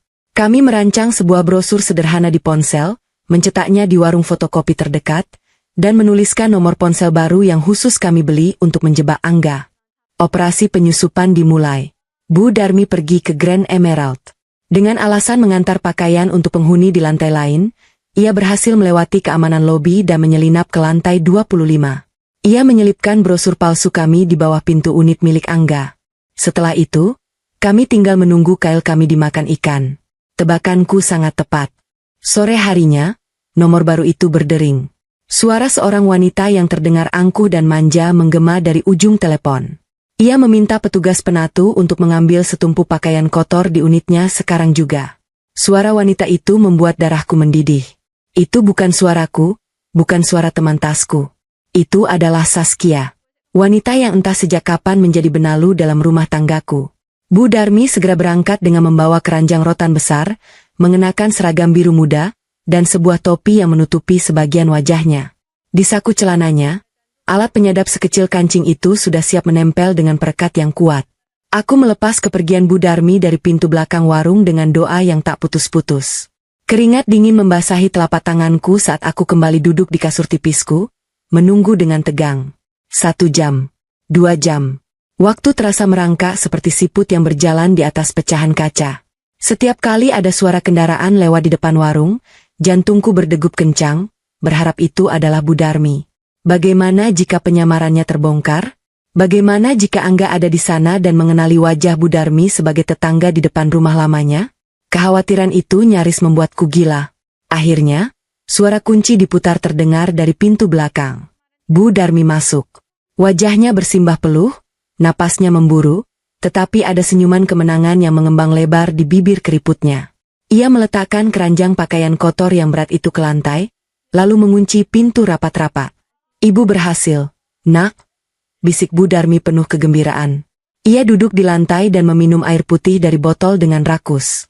Aku langsung berhambur ke arahnya, memegang bahunya dengan erat. Ceritakan semuanya, Bu. Jangan ada yang terlewat sedikit pun. Bu Darmi mengatur napasnya sebelum mulai bercerita. Ibu berhasil naik sampai ke depan pintu unitnya. Saat ibu memencet bel, yang membuka pintu adalah seorang wanita muda. Cantik, kulitnya putih, bajunya sangat seksi dan kurang bahan. Ia terlihat sangat sombong. Dia pasti selingkuhan suamimu yang bernama Saskia itu. Mendengar nama dan deskripsi itu, dadaku terasa sesak. Aku tahu Angga menyukai wanita yang menjaga penampilan, tapi membayangkan ia membawa wanita lain ke tempat yang dibayar menggunakan uangku membuatku ingin berteriak marah. Lalu, apakah Angga ada di dalam? Tanyaku tak sabar. Tidak, nak. Suamimu sedang tidak ada. Sepertinya dia sedang pergi bekerja atau mengurus urusan lain. Wanita itu sendirian di apartemen. Dia menyuruh ibu masuk sebentar sementara dia mengumpulkan baju-baju kotornya di keranjang. Bu Darmi menelan ludah, matanya menerawang mengingat ketegangan yang ia rasakan. Apartemennya luar biasa mewah, nak. Ruang tamunya luas sekali, sofanya dari kulit asli, dan jendelanya besar menghadap ke pemandangan kota. Di tengah ruang tamu itu ada sebuah meja kaca bundar dengan kaki-kaki besi berwarna emas. Lalu bagaimana ibu memasang alatnya? Bu Darmi tersenyum licik. Sebuah ekspresi yang tidak pernah kubayangkan bisa muncul di wajah wanita tua yang baik hati ini. Ibu berpura-pura kesandung ujung karpet saat wanita itu sedang masuk ke kamarnya untuk mengambil pakaian. Ibu menjatuhkan keranjang cucian ibu di dekat meja kaca bundar itu. Saat ibu menunduk untuk memungut pakaian yang pura-pura berserakan, ibu menempelkan alat penyadap itu tepat di bawah meja kaca. Perekatnya sangat kuat, langsung menempel di besi penopang meja. Posisinya sangat tersembunyi. Tidak akan terlihat dari atas maupun dari samping kecuali kalau ada yang sengaja merangkak ke bawah meja. Apakah dia curiga? Tanyaku dengan napas tertahan. Sama sekali tidak. Saat dia keluar dari kamar, ibu sudah berdiri rapi. Dia hanya marah-marah sedikit karena ibu dianggap ceroboh dan menyuruh ibu cepat pergi. Ibu menunduk minta maaf dan langsung keluar membawa cuciannya. Jelas Bu Darmi dengan tawa kecil. Aku menghela napas panjang. Beban berat yang menekan dadaku selama berjam-jam akhirnya terangkat. Aku memeluk Bu Darmi erat-erat, air mata kelegaan menetes dari pelupuk mataku. Terima kasih, Bu. Ibu sangat berani. Ibu menyelamatkan hidupku. Sama-sama, nak. Sekarang, kita tinggal membuktikan seberapa busuk suamimu itu. Aku melepaskan pelukan kami dan segera mengambil perangkat penerima suara dari dalam kotak hitam. Aku memasangkan penyuara telinga ke telingaku, lalu menekan tombol daya. Alat itu berbunyi bip pelan, layarnya menyala dengan warna biru terang. Jantungku berdegup kencang saat aku memutar tombol volume. Awalnya, hanya ada suara dengungan pelan dan suara statis. Lalu, perlahan-lahan, suara dari apartemen itu mulai masuk dengan sangat jernih. Aku bisa mendengar suara televisi yang menyala, menayangkan acara hiburan. Aku juga mendengar suara langkah kaki yang sesekali melintasi lantai kayu di sana, suara gelas yang diletakkan di atas meja kaca, dan denting sendok. Alat itu bekerja dengan sangat sempurna. Posisinya di ruang tamu adalah titik yang paling strategis. Sekarang, jaring perangkap telah terpasang dengan rapi. Umpan telah ditebar. Aku hanya perlu duduk di dalam ruang gelap ini, mendengarkan seperti seekor predator yang mengintai mangsanya dalam diam. Aku menunggu Angga pulang. Aku menunggu mereka membuka mulut dan merangkai kata demi kata yang nantinya akan menjadi tali penjerat untuk leher mereka sendiri. Malam ini, aku akan mengetahui seberapa dalam kebusukan pria yang pernah kusebut sebagai suami. Malam beranjak semakin larut. Udara di dalam ruang belakang warung terasa dingin, namun aku tidak memedulikannya. Aku duduk bersila di atas kasur tipis, punggungku bersandar pada dinding kayu yang kasar. Kedua telingaku disumbat oleh penyuara telinga yang terhubung langsung ke perangkat penyadap. Kabel hitam yang melingkar dari alat itu terasa seperti tali nyawa yang menghubungkanku dengan dunia nyata di luar sana. Mataku terpejam, fokus sepenuhnya pada setiap desis, ketukan, dan suara sekecil apapun yang ditransmisikan dari lantai 25 apartemen Grand Emerald. Sudah 4 jam aku mendengarkan. Selama itu pula aku hanya mendengar aktivitas membosankan dari wanita bernama Saskia. Ia menonton televisi, berbicara di telepon dengan teman-temannya membahas soal belanja tas bermerek, yang membuatku mendengus jijik karena aku tahu dari mana sumber uangnya, dan sesekali mengomeli asisten rumah tangganya melalui telepon. Tidak ada hal penting, tidak ada tanda-tanda kehadiran Angga. Kakiku mulai terasa kebas, namun tekadku tidak sedikit pun goyah. Aku tidak akan melepaskan penyuara telinga ini bahkan jika aku harus mendengarkan semalaman suntuk. Tepat pada pukul 9 malam, suara statis di telingaku terganggu oleh bunyi ketukan keras, disusul suara pintu elektronik yang terbuka dengan nada BF singkat. Terdengar derap langkah kaki berat memasuki ruangan. Jantungku seketika berpacu. Tanganku secara otomatis meremas ujung jaket tebal yang kukenakan. Aku menahan napas. Sayang, aku pulang. Suara itu, suara berat dan serak yang dulu selalu membuat hatiku hangat setiap kali menyambutnya di pintu depan rumah kami. Suara Angga. Mendengarnya sekarang memberikan efek yang sama sekali berbeda. Bulu romaku berdiri karena jijik, dan perutku mual seolah ada sesuatu yang busuk sedang merayap di dalam organ pencernaanku. Terdengar suara langkah kaki perempuan yang mendekat dengan cepat, disusul bunyi ciuman yang menjijikkan. Kamu kok baru pulang, Mas? Aku bosan seharian di apartemen terus. Katanya hari ini kamu ada urusan sama pihak bank untuk pembukaan blokir rekening istrimu yang gosong itu? Suara Saskia terdengar manja, tapi kalimat terakhirnya setajam silet yang menyayat gendang telingaku. Istrimu yang gosong itu. Kalimat itu diucapkan dengan nada meremehkan yang sangat kurang ajar. Terdengar helaan napas berat dari Angga. Suara tubuh yang menghempas ke atas sofa kulit asli terdengar jelas. Jaraknya pasti sangat dekat dengan meja kaca tempat alat penyadap itu terpasang. Urusan bank itu rumit, Sas, jawab Angga dengan nada lelah. Terdengar suara botol kaca yang dibuka dan cairan yang dituang ke dalam gelas. Angga sedang menuang minuman keras, kebiasaan lamanya jika sedang stres. Pihak bank meminta banyak sekali dokumen legalitas dari kepolisian dan rumah sakit. Akta kematian Manda belum keluar karena hasil tes DNA dari jasad itu belum diumumkan secara resmi. Mereka bilang perlu waktu beberapa hari lagi. Sampai surat itu keluar, aku tidak bisa menyentuh uang sepeser pun dari rekening pribadinya, apalagi mencairkan asuransi jiwanya.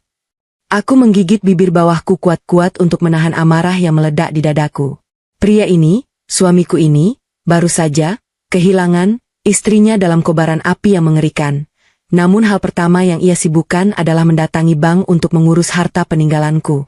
Tidak ada nada kesedihan sedikit pun dalam suaranya. Tidak ada duka.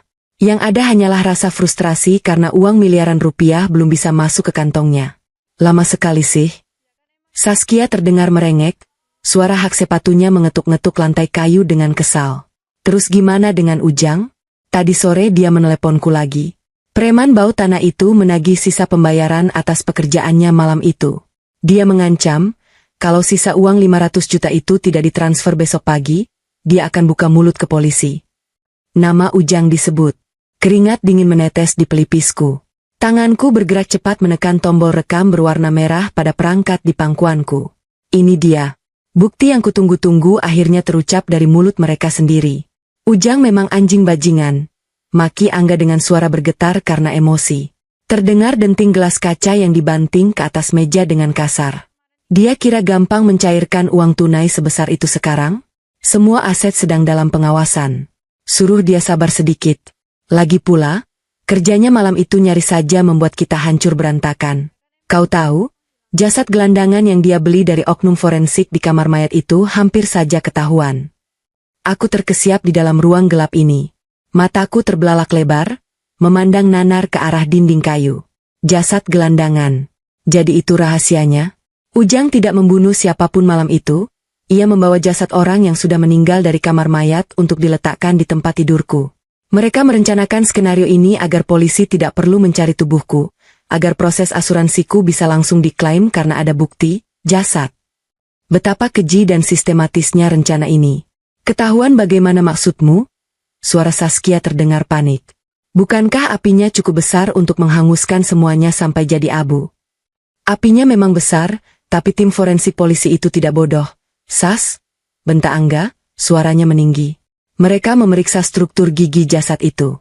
Gelandangan itu giginya sudah ompong di bagian depan, sedangkan Manda rutin ke dokter gigi dan giginya sempurna. Aku tadi ditelepon oleh salah satu dokter forensiknya yang curiga dengan ketidakcocokan data rekam medis gigi. Terdengar suara tarikan napas panjang dari Saskia. Lalu, jangan bilang polisi sudah curiga kalau itu bukan mayat istrimu. Angga mendengus sinis. Terdengar suara korek api pemantik dinyalakan. Ia sedang merokok. Tenang saja, aku sudah bergerak cepat. Dokter forensik itu butuh uang untuk biaya operasi anaknya. Aku mentransfer 100 juta ke rekening gelapnya siang tadi sebagai uang muka, dan berjanji akan memberinya 2 miliar jika asuransi 30 miliar itu cair. Dia setuju untuk memalsukan laporan autopsi dan mencocokkan DNA jasad itu dengan sampel rambut Manda yang aku berikan. Statusnya sekarang sudah aman. Polisi menutup kasus ini sebagai murni kecelakaan akibat korsleting panel listrik bawah. Darahku mendidih hingga ke ubun-ubun. Kepolisian sudah dibeli. Dokter forensik sudah disuap. Mereka merancang labirin kebohongan yang nyaris tidak memiliki celah. Jika aku lapor polisi sekarang, aku akan berhadapan dengan instansi yang sudah dikorupsi oleh suamiku sendiri. Aku bisa saja ditangkap dan dimasukkan ke rumah sakit jiwa. Syukurlah kalau begitu. Saskia terdengar mendesah lega. Ia tertawa kecil, tawa yang terdengar sangat menyeramkan di telingaku. Makanya, Mas, kamu itu harusnya bersyukur aku yang mengatur semua skenario ini. Coba bayangkan kalau kamu menuruti idemu sendiri yang ingin menceraikan Manda secara baik-baik. Kamu hanya akan dapat harta gonogini yang tidak seberapa, sementara perusahaan dan rumah utamanya tetap jatuh ke tangannya. Dengan rencanaku, kita dapat semuanya. Rumah itu memang hangus. Tapi nilai tanah di kawasan elit itu tembus puluhan miliar. Belum lagi asuransi jiwa Manda yang premi bulanannya selalu kau bayar pakai uang perusahaan dia sendiri. 30 miliar, Mas, kita bisa pindah ke warganegaraan dan hidup seperti raja di Eropa. Jadi, Saskia adalah otak dari semua ini. Wanita ular itu yang membisikkan racun ke telinga Angga, menyusun pembunuhan berencana demi menguasai kekayaanku. Dan Angga, pria serakah yang lemah dan tak punya tulang punggung itu, menurutinya begitu saja karena silau oleh harta. Iya, aku tahu kau pintar, Sas, jawab Angga memuji. Terdengar suara ciuman lagi yang membuat perutku semakin mual. Tapi jujur saja, akting menangis di depan rumah yang terbakar itu sangat melelahkan. Tenggorokanku sampai sakit karena harus berteriak-teriak memanggil nama Manda di depan kerumunan warga tolol itu. Tapi syukurlah, tidak ada satupun yang curiga. Mereka semua menatapku dengan kasihan. Beberapa ibu-ibu bahkan ikut menangis melihatku berlutut di tanah lumpur. Saskia tertawa lepas, keras dan menggema di ruang tamu apartemen. Hahaha, tapi aktingmu itu masih kurang natural. Mas, harusnya kau pura-pura pingsan sekalian biar dramanya lebih sempurna. Saat aku melihatmu di berita televisi, aku hampir saja tertawa. Wajahmu sok sedih. Padahal di dalam hati kau pasti bersorak karena akhirnya terbebas dari istri tuamu yang membosankan itu, kan? Tentu saja. Pernikahan itu seperti neraka bagiku. Dia terlalu kaku, terlalu banyak menuntut. Sekarang giliranku menikmati hidup bersamamu. Trek. Aku mematikan alat penerima suara itu dengan kasar. Tanganku gemetar hebat, bukan karena takut, melainkan karena gelombang kemarahan yang luar biasa besar tidak mampu lagi kutampung. Aku mencabut penyuara telinga dari telingaku dan melemparkannya ke atas kasur. Napasku memburu, dadaku naik turun dengan cepat. Air mataku tidak menetes, tapi mataku terasa panas dan perih. Aku terdiam dalam kegelapan ruangan itu, membiarkan setiap kata dari mulut mereka meresap ke dalam pori-pori kulitku. Mereka menganggapku membosankan. Mereka menertawakan penderitaanku. Mereka menyebut tetangga-tetanggaku yang bersimpati sebagai orang-orang tolol. Saskia, sang sutradara iblis yang menyusun skenario kematian ini, dan Angga, sang aktor licik yang mengeksekusinya tanpa rasa bersalah sedikit pun. Mereka berdua telah merampas segalanya dariku. Rumah, cinta, harga diri, bahkan eksistensiku sebagai manusia. Mereka membunuh, manda, di mata dunia dan berencana menari di atas kuburanku dengan uangku sendiri. Aku berdiri dari lantai. Sendi-sendiku bergemeretak. Namun aku berdiri sangat tegak. Tanganku mengepal kuat hingga kuku-kukuku menusuk telapak tangan. Rasa sakit fisik ini membuat pikiranku semakin jernih. Kalian pikir skenario kalian sudah sempurna? Bisikku pada kekosongan ruangan gelap itu. Suaraku terdengar rendah, berbahaya, dan dipenuhi oleh dendam kesumat yang membakar. Kalian pikir kalian adalah sutradara dari drama ini? Kalian salah. Skenario kalian sudah selesai, Angga, Saskia. Mulai detik ini, aku yang akan menulis naskah untuk akhir hidup kalian. Aku menyalakan kembali layar ponsel pintarku yang cahayanya menembus kegelapan kamar. Aku membuka aplikasi penyimpanan awan dan memindahkan file rekaman suara berdurasi panjang itu ke tempat yang sangat aman. Ini adalah kartu as terbesarku. Tapi bukti ini saja tidak cukup untuk menghancurkan mereka hingga ke akar-akarnya. Aku tidak ingin mereka hanya di penjara. Aku ingin mereka hancur, dipermalukan di depan umum, kehilangan semua harta benda, dan merasakan keputusasaan yang 10 kali lipat lebih mengerikan dari yang aku rasakan saat melihat rumahku terbakar. Besok, aku akan mulai bergerak. Angga sedang menunggu uang asuransi itu cair, dan di sanalah, di momen pencairan dana di mana ia merasa paling berjaya, aku akan muncul untuk mengubur mereka hidup-hidup ke dalam neraka yang mereka ciptakan sendiri. Sinar matahari pagi memaksa masuk melalui celah ventilasi di atas pintu ruang belakang warung. Debu-debu kecil terlihat menari-nari di udara yang tersorot cahaya. Semalaman aku tidak memejamkan mata sama sekali. Otakku terus memutar ulang rekaman suara dari apartemen suamiku. Suara tawanya, kelicikan selingkuhannya, dan detail menjijikkan tentang jasad gelandangan yang mereka jadikan tumbal untuk memalsukan kematianku. Rasa kantuk tidak mampu mengalahkan kobaran amarah yang kini menguasai seluruh aliran darahku. Aku duduk bersila di atas kasur tipis, menatap layar ponsel yang menyala redup, menampilkan berkas audio yang akan menjadi tiket mereka menuju neraka. Sekitar pukul 7 pagi, terdengar suara kunci diputar dari luar. Pintu terbuka perlahan, menampilkan sosok Ibu Darmi yang membawa nampan berisi sepiring nasi goreng hangat dan segelas teh manis. Wajah wanita parubaya itu terlihat lelah, namun matanya memancarkan semangat yang sama denganku.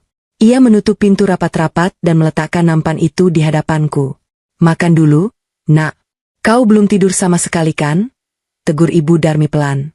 Aku menggeleng. "Aku tidak bisa tidur, Bu. Tadi malam, aku berhasil merekam semuanya. Rencana kita berhasil." Suamiku dan selingkuhannya itu membicarakan semua kejahatan mereka dengan sangat jelas. Mata Ibu Darmi membelalak lebar. "Benarkah? Apa saja yang mereka bicarakan?" Aku menceritakan setiap detail dari rekaman itu tanpa ada yang terlewat. Aku bercerita tentang uang 500 juta yang ditagih oleh Ujang sang preman bayaran. Aku bercerita tentang jasad dari kamar mayat yang mereka beli secara ilegal. Dan yang paling membuat Ibu Darmi mengelus dada sambil beristighfar berkali-kali adalah saat aku menceritakan bahwa suamiku telah menyuap dokter forensik kepolisian sebesar 100 juta rupiah dengan janji tambahan 2 miliar untuk memalsukan hasil tes DNA dan laporan autopsi. Ya Allah, iblis macam apa pria yang selama ini menjadi suamimu itu, Nak? Suara Ibu Darmi bergetar karena ngeri sekaligus marah. Kepolisian sudah disuap. Dokter forensik sudah dibeli. Lalu bagaimana caranya kita melaporkan hal ini? Kalau kita datang ke kantor polisi biasa, bisa-bisa laporan kita ditahan atau parahnya lagi kau malah ditangkap dan disembunyikan oleh oknum polisi yang sudah menerima uang suamiku. Aku mengangguk setuju. Pikiranku juga sudah sampai pada kesimpulan itu sejak semalam. Ibu benar. Bukti rekaman suara ini sangat kuat, tapi belum cukup. Di pengadilan, rekaman suara bisa disangkal. Suamiku bisa menyewa pengacara mahal dan mengatakan bahwa rekaman itu adalah hasil rekayasa kecerdasan buatan, atau suara orang lain yang kebetulan mirip dengannya. Kita butuh bukti fisik yang tidak bisa dibantah oleh siapapun. Bukti nyata berupa jejak aliran dana. Jejak aliran dana? Maksudnya catatan uang dari bank? Tanya Ibu Darmi kebingungan. Tapi bagaimana caranya kita mendapatkan catatan bank suamimu? Buku tabungan dan kartu ATM MU pasti sudah diblokir, dan kita tidak bisa datang ke bank meminta catatan rekening orang lain. Aku tersenyum tipis. Sebuah rencana yang matang sudah tersusun rapi di kepalaku sejak fajar menyingsing. Aku punya seorang teman lama, Bu. Namanya Tama. Dia adalah seorang ahli teknologi dan keamanan siber yang bekerja sebagai auditor independen untuk beberapa bank besar. Dulu, saat dia hampir masuk penjara karena difitnah menggelapkan dana perusahaan lamanya, akulah yang membantunya membayar pengacara hingga ia bebas. Dia berutang budi yang sangat besar padaku. Jika ada satu orang di dunia ini yang bisa melacak rekening gelap suamiku tanpa ketahuan, orang itu adalah Tama. Tanpa membuang waktu lagi, aku mengambil ponsel baru yang kubeli bersama Ibu Darmi kemarin. Aku menekan nomor ponsel Tama yang sudah kuingat di luar kepala. Panggilan itu tersambung dengan nada dering yang terasa sangat panjang. Pada deringan kelima, akhirnya panggilan itu diangkat. Halo? Siapa ini? Suara berat seorang pria terdengar dari seberang sana. Nada suaranya terdengar curiga, wajar saja karena nomor yang kugunakan tidak dikenal. Ini aku, Tama, ucapku dengan suara tenang dan datar. Terdengar keheningan yang cukup lama di ujung telepon. Lalu suara napas yang tertahan. Maaf? Ini siapa? Suara Anda? Ini aku, istri dari pria yang kemarin menangis meraung-raung di televisi. Wanita yang rumahnya terbakar habis beberapa hari lalu. Ya, aku masih hidup, Tama. Terdengar bunyi benda terjatuh dari seberang telepon, sepertinya Tama menjatuhkan cangkir kopi atau penanya. Apa? Tidak mungkin, ini pasti penipuan atau orang iseng. Wanita itu sudah meninggal? Aku melihat berita pemakamannya kemarin sore. Suaranya meninggi, dipenuhi kepanikan dan ketidakpercayaan. Aku masih hidup, ulangku dengan nada lebih tegas. Jasad yang dikuburkan itu bukan aku. Suamiku menjebakku, Tama. Dia mencoba membunuhku dengan menyuruh preman membakar rumah itu bersama jasad orang lain untuk memalsukan kematianku demi uang asuransi. Jika kau tidak percaya, bertanyalah padaku tentang sesuatu yang hanya kita berdua yang tahu. Ingat saat kau meminjam uang 100 juta padaku di kafe dekat stasiun 5 tahun lalu? Kau menangis dan menumpahkan kopi ke atas kontrak kerja pengacaramu. Hening kembali menyelimuti percakapan kami. Kali ini aku bisa mendengar suara embusan napas Tama yang panjang dan bergetar. Ia akhirnya percaya. Astaga, syukurlah kau masih hidup. Syukurlah. Di mana kau sekarang? Apa kau aman? Aku akan segera ke sana sekarang juga. Aku memberikan petunjuk arah menuju warung Ibu Darmi, namun aku melarangnya memarkir mobilnya di dekat warung. Aku menyuruhnya menyamar, memakai topi dan masker, serta membawa laptop kerjanya. Tama menyetujui semua instruksiku tanpa bertanya lebih lanjut. Ia tahu situasi ini mempertaruhkan nyawa. 2 jam kemudian, pintu belakang warung diketuk dengan pola yang sudah kusepakati dengan Tama. Ibu Darmi membuka pintu dan membiarkan seorang pria berjaket hitam tebal, bertopi, dan bermasker masuk. Begitu pintu terkunci, Tama membuka maskernya. Wajahnya pucat pasi saat melihat penampilanku yang sangat berantakan, mengenakan piyama lusuh dan jaket tua. Astaga! Tama berbisik lirih. Ia mendekat dan ragu-ragu menyentuh lenganku, memastikan bahwa aku benar-benar manusia dan bukan halusinasi. Kau benar-benar hidup. Aku nyaris tidak bisa mempercayai ini. Seluruh negeri mengira kau sudah hangus menjadi abu. Duduklah, Tama. Waktu kita tidak banyak. Potongku cepat, mengabaikan keterkejutannya. Aku langsung ke inti permasalahan. Aku butuh bantuanmu, dan ini adalah hal yang ilegal. Tapi jika kau menolak, nyawaku yang sebenarnya akan melayang. Tama duduk di atas kasur tipisku, membuka resleting tas punggungnya dan mengeluarkan sebuah laptop tebal berwarna hitam. Katakan apa yang harus aku lakukan. Hutang nyawaku padamu belum lunas. Aku akan melakukan apa saja. Aku menjelaskan seluruh situasinya. Aku memutar rekaman penyadapan itu kepada Tama. Wajah pria itu berubah menjadi merah padam karena marah mendengar percakapan antara suamiku dan selingkuhannya. Ia menggebrak lantai dengan tangan kosong setelah rekaman itu selesai diputar. Bajingan tengik, maki Tama dengan suara tertahan. Dia benar-benar merencanakan semuanya demi asuransi 30 miliar itu. Lalu apa rencanamu sekarang? Aku butuh bukti fisik aliran dana suamiku, jelasku sambil menatap lurus ke arah mata Tama. Rekaman ini bisa dia sangkal. Tapi mutasi rekening bank tidak akan bisa berbohong. Dari rekaman itu, dia menyebutkan sudah mentransfer 100 juta ke rekening oknum dokter forensik kemarin siang. Dia juga menyebut sisa pembayaran 500 juta untuk Ujang, sang pemimpin preman, yang harus ditransfer besok pagi. Aku butuh kau meretas sistem bank suamiku. Cari tahu rekening mana yang dia gunakan untuk menyembunyikan uang kotornya, dan temukan bukti transfer 100 juta itu. Kalau bisa, kita pantau rekeningnya besok pagi saat dia mentransfer uang ke Ujang. Tama mengangguk cepat. Jari-jarinya mulai menari di atas keyboard komputernya. Layar monitor memancarkan cahaya biru terang, menampilkan barisan kode dan angka yang tidak ku mengerti. Suamimu menggunakan bank sentral, kan? Aku punya akses pintu belakang, backdoor, ke server mutasi mereka sebagai auditor. Ini menyalahi aturan keamanan level tinggi, tapi peduli setan dengan aturan. Tunggu sebentar, aku butuh nomor identitas penduduk suamimu atau nomor rekening utamanya. Aku menyebutkan rentetan nomor identitas suamiku dengan lancar. Selama beberapa tahun pernikahan, aku yang selalu mengurus administrasi dan pembukuan keluarga, jadi aku hafal semua datanya. Selama hampir 1 jam, kamar belakang itu hanya diisi oleh suara ketikan papan tik dan dengusan napas Tama yang penuh konsentrasi. Keringat dingin menetes dari dahi pria itu. Membobol privasi perbankan tanpa surat perintah resmi bukanlah perkara mudah, bahkan untuk ahli sepertinya. Namun akhirnya, sebuah jendela program baru terbuka di layar laptop dengan bunyi beep kecil. Dapat? Seru Tama tertahan. Suamimu bajingan yang sangat berhati-hati. Dia tidak menggunakan rekening utama atas namanya. Dia menggunakan rekening atas nama sebuah perusahaan fiktif yang baru didaftarkan 3 bulan lalu. Tapi tebak siapa nama direktur utamanya? Saskia, selingkuhannya. Aku mencondongkan tubuh ke depan, melihat barisan angka di layar. Cari mutasi keluar kemarin siang. Sebesar 100 juta rupiah. Tama mengetik beberapa perintah filter. Seketika, satu baris data disorot dengan warna kuning. Ini dia. Kemarin pukul 12:04 siang. Transfer keluar sebesar 100 juta rupiah ke rekening atas nama Hasanuddin. Catatan transfernya ditulis kosong, hanya kode angka. Itu pasti dokter forensiknya.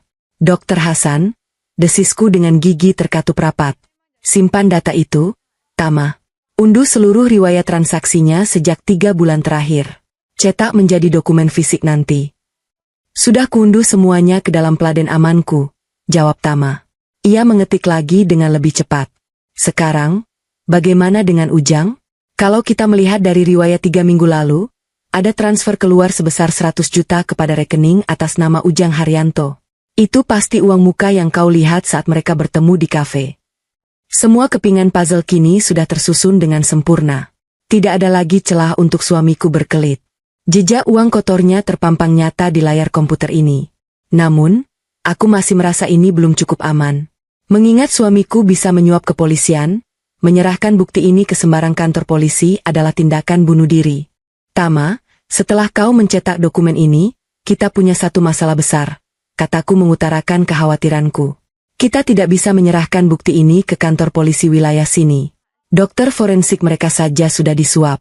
Suamiku pasti sudah menanam orang di dalam kepolisian lokal untuk memastikan laporannya tidak diusut. Tama menghentikan ketikannya sejenak, wajahnya tampak berpikir keras. Tiba-tiba ia menjentikan jarinya. Aku tahu, kita tidak akan memakai polisi lokal. Kau ingat pamanku? Paman Surya. Dia adalah seorang komisaris besar polisi di markas besar kepolisian pusat. Beliau bekerja di divisi kejahatan terorganisir dan korupsi. Beliau sangat benci pada polisi kotor. Jika kita membawa bukti rekaman suara dan jejak uang penyuapan dokter forensik ini langsung ke beliau, beliau pasti akan memimpin penangkapan ini sendiri dengan tim khususnya. Suamimu tidak akan punya kesempatan menyuap siapapun di level itu. Rasa lega yang luar biasa membanjiri dadaku. Ini adalah jalan keluar yang sangat sempurna. Suamiku merasa dirinya pintar dengan mengendalikan pion-pion kecil di kepolisian, tapi ia tidak sadar bahwa aku bersiap mendatangkan raja untuk menghancurkannya. Hubungi pamanmu sekarang juga, perintahku tanpa ragu. Minta pertemuan tertutup malam ini. Kita serahkan semua bukti awal kepadanya. Besok siang, Suamiku berencana menemui pihak asuransi di sebuah restoran mewah untuk menandatangani pencairan dana 30 miliar itu. Di sanalah kita akan menyergapnya. Tama mengangguk setuju dan langsung pergi keluar ruangan untuk menelepon pamannya. Sementara itu, aku menatap Ibu Darmi yang sejak tadi hanya terdiam mendengarkan rencana besar kami. Bu, panggilku lembut. Besok adalah harinya. Hari kebangkitanku. Tapi aku tidak mungkin datang ke pertemuan itu dengan pakaian gembel seperti ini. Suamiku pasti sangat bangga melihatku hancur dan kotor. Aku tidak akan memberinya kepuasan itu. Aku ingin dia melihatku di masa kejayaanku, tepat sebelum aku menarik semuanya dari tangannya. Ibu Darmi tersenyum penuh arti. Ia mengeluarkan sebuah kantong belanja kertas berukuran besar dari bawah meja. Ibu sudah memikirkannya, Nak. Sisa uang hasil penjualan cincin berlianmu kemarin masih cukup banyak. Tadi pagi, saat belanja bahan warung ke pusat kota, ibu sekalian mampir ke butik pakaian wanita. Ibu membelikan sesuatu yang sangat pantas untuk seorang pemenang. Ibu Darmi mengeluarkan isi kantong belanja itu. Sebuah gaun berwarna merah marun yang sangat elegan dan berpotongan rapi. Bahannya terlihat jatuh dengan sempurna, menyiratkan keberanian sekaligus kemewahan. Tidak hanya itu, Ibu Darmi juga membelikan sepatu hak tinggi berwarna hitam, serta peralatan rias wajah dasar seperti bedak, maskara, dan lipstik merah menyala. Melihat barang-barang itu, mataku berkaca-kaca. Aku memeluk Ibu Darmi erat-erat. Ia benar-benar telah menjadi malaikat penolongku. Ia bukan hanya sekadar ibu warung biasa, melainkan keluarga yang sesungguhnya di saat aku dibuang oleh suamiku sendiri. Sore harinya, setelah Tama kembali dengan kabar bahwa pamannya setuju untuk membantu penuh operasi besok siang, aku mulai mempersiapkan diri. Aku pergi ke kamar mandi kecil di belakang warung. Dengan seember air dingin, aku menggosok seluruh tubuhku dengan sabun, meluruhkan semua debu, kotoran, dan sisa-sisa keputusasaan yang menempel di kulitku selama berhari-hari. Aku keramas berkali-kali hingga rambutku kembali wangi dan lembut. Setelah mandi, aku mengeringkan rambutku dan mengenakan gaun merah marun pemberian Ibu Darmi. Gaun itu pas di tubuhku, seolah memang dijahit khusus untukku. Aku memoleskan riasan di wajahku dengan hati-hati. Menutupi lingkaran hitam di bawah mataku dengan bedak tebal. Mengaplikasikan lipstik merah menyala yang membuat wajahku yang pucat kini terlihat hidup, tajam, dan memancarkan aura dominan. Aku berdiri di depan cermin kecil. Aku tidak lagi mengenali wanita malang, naif, dan menyedihkan yang menangis meraung di sudut ruangan beberapa hari lalu. Wanita yang ada di cermin saat ini adalah sosok yang berbeda. Istri sah yang bangkit dari kematiannya sendiri untuk menuntut darah dan keadilan. Aku mengambil piyama tidurku yang berbau asap sisa malam kebakaran, lalu memungut jaket lusuh yang selama ini kupakai menyembunyikan diri. Aku berjalan ke halaman belakang warung, memasukkan pakaian-pakaian kotor itu ke dalam tong sampah besi. Aku mengambil sebatang korek api yang diberikan Ibu Darmi, menyalakannya, dan melemparkannya ke dalam tong tersebut. Api segera berkobar, melahap kain piyama tipis dan jaket lusuh itu. Asap hitam mengepul ke udara. Aku berdiri tegak menatap api itu, merasakan hawa panasnya menerpa wajahku. Kali ini, api tidak lagi membuatku takut. Api ini adalah simbol bahwa bagian diriku yang lemah telah hangus terbakar. Suamiku bermain dengan api, maka aku akan memastikan api itu akan membakar habis sisa kehidupannya besok. Persiapan sudah selesai. Kartu A sudah lengkap di tangan. Jejak mutasi uang sudah dicetak rapi. Rekaman suara sudah diamankan. Tim kepolisian dari pusat sudah siap bergerak. Besok, sandiwara suamiku dan selingkuhannya akan menemui akhir yang sangat tragis di bawah kakiku. Hari Rabu tiba. Matahari bersinar terik. Langit tanpa awan seolah merestui apa yang akan terjadi siang ini. Melalui alat penyadap yang masih aktif dari apartemen suamiku, aku mendengar kesibukan mereka sejak pagi. Selingkuhan suamiku terdengar sangat cerewet memilih gaun terbaik untuk menghadiri pertemuan pencairan dana. Sementara suamiku berulang kali melatih wajah dan nada suaranya agar terlihat seperti duda malang di depan perwakilan asuransi. Mendengar latihan aktingnya pagi ini tidak lagi membuatku sedih, melainkan membuatku tersenyum miring karena muak. Pukul 11 siang, sebuah mobil SUV hitam berbodi kokoh berhenti di belakang warung Ibu Darmi. Kaca jendelanya yang gelap diturunkan perlahan, menampilkan wajah Tama di kursi kemudi. Di kursi penumpang depan, duduk seorang pria parubaya bertubuh tegap dengan sorot mata yang sangat tajam dan berwibawa. Beliau adalah Komisaris Besar Polisi Surya, Paman Tama. Aku keluar dari pintu warung bersama Ibu Darmi. Kami berdua masuk ke kursi belakang mobil tersebut. Aku mengenakan gaun merah marun dan sepatu hak tinggi hitamku. Penampilanku sangat rapi, elegan, dan penuh rasa percaya diri.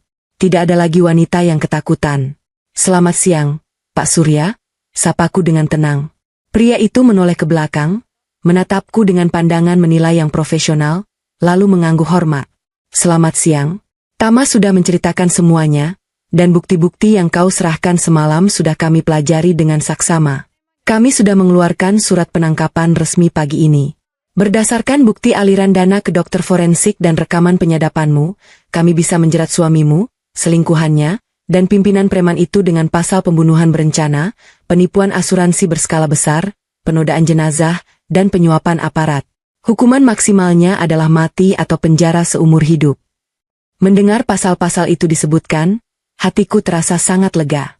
Keadilan sudah berada di pihakku. "Terima kasih banyak, Pak. Bagaimana rencana eksekusinya siang ini?"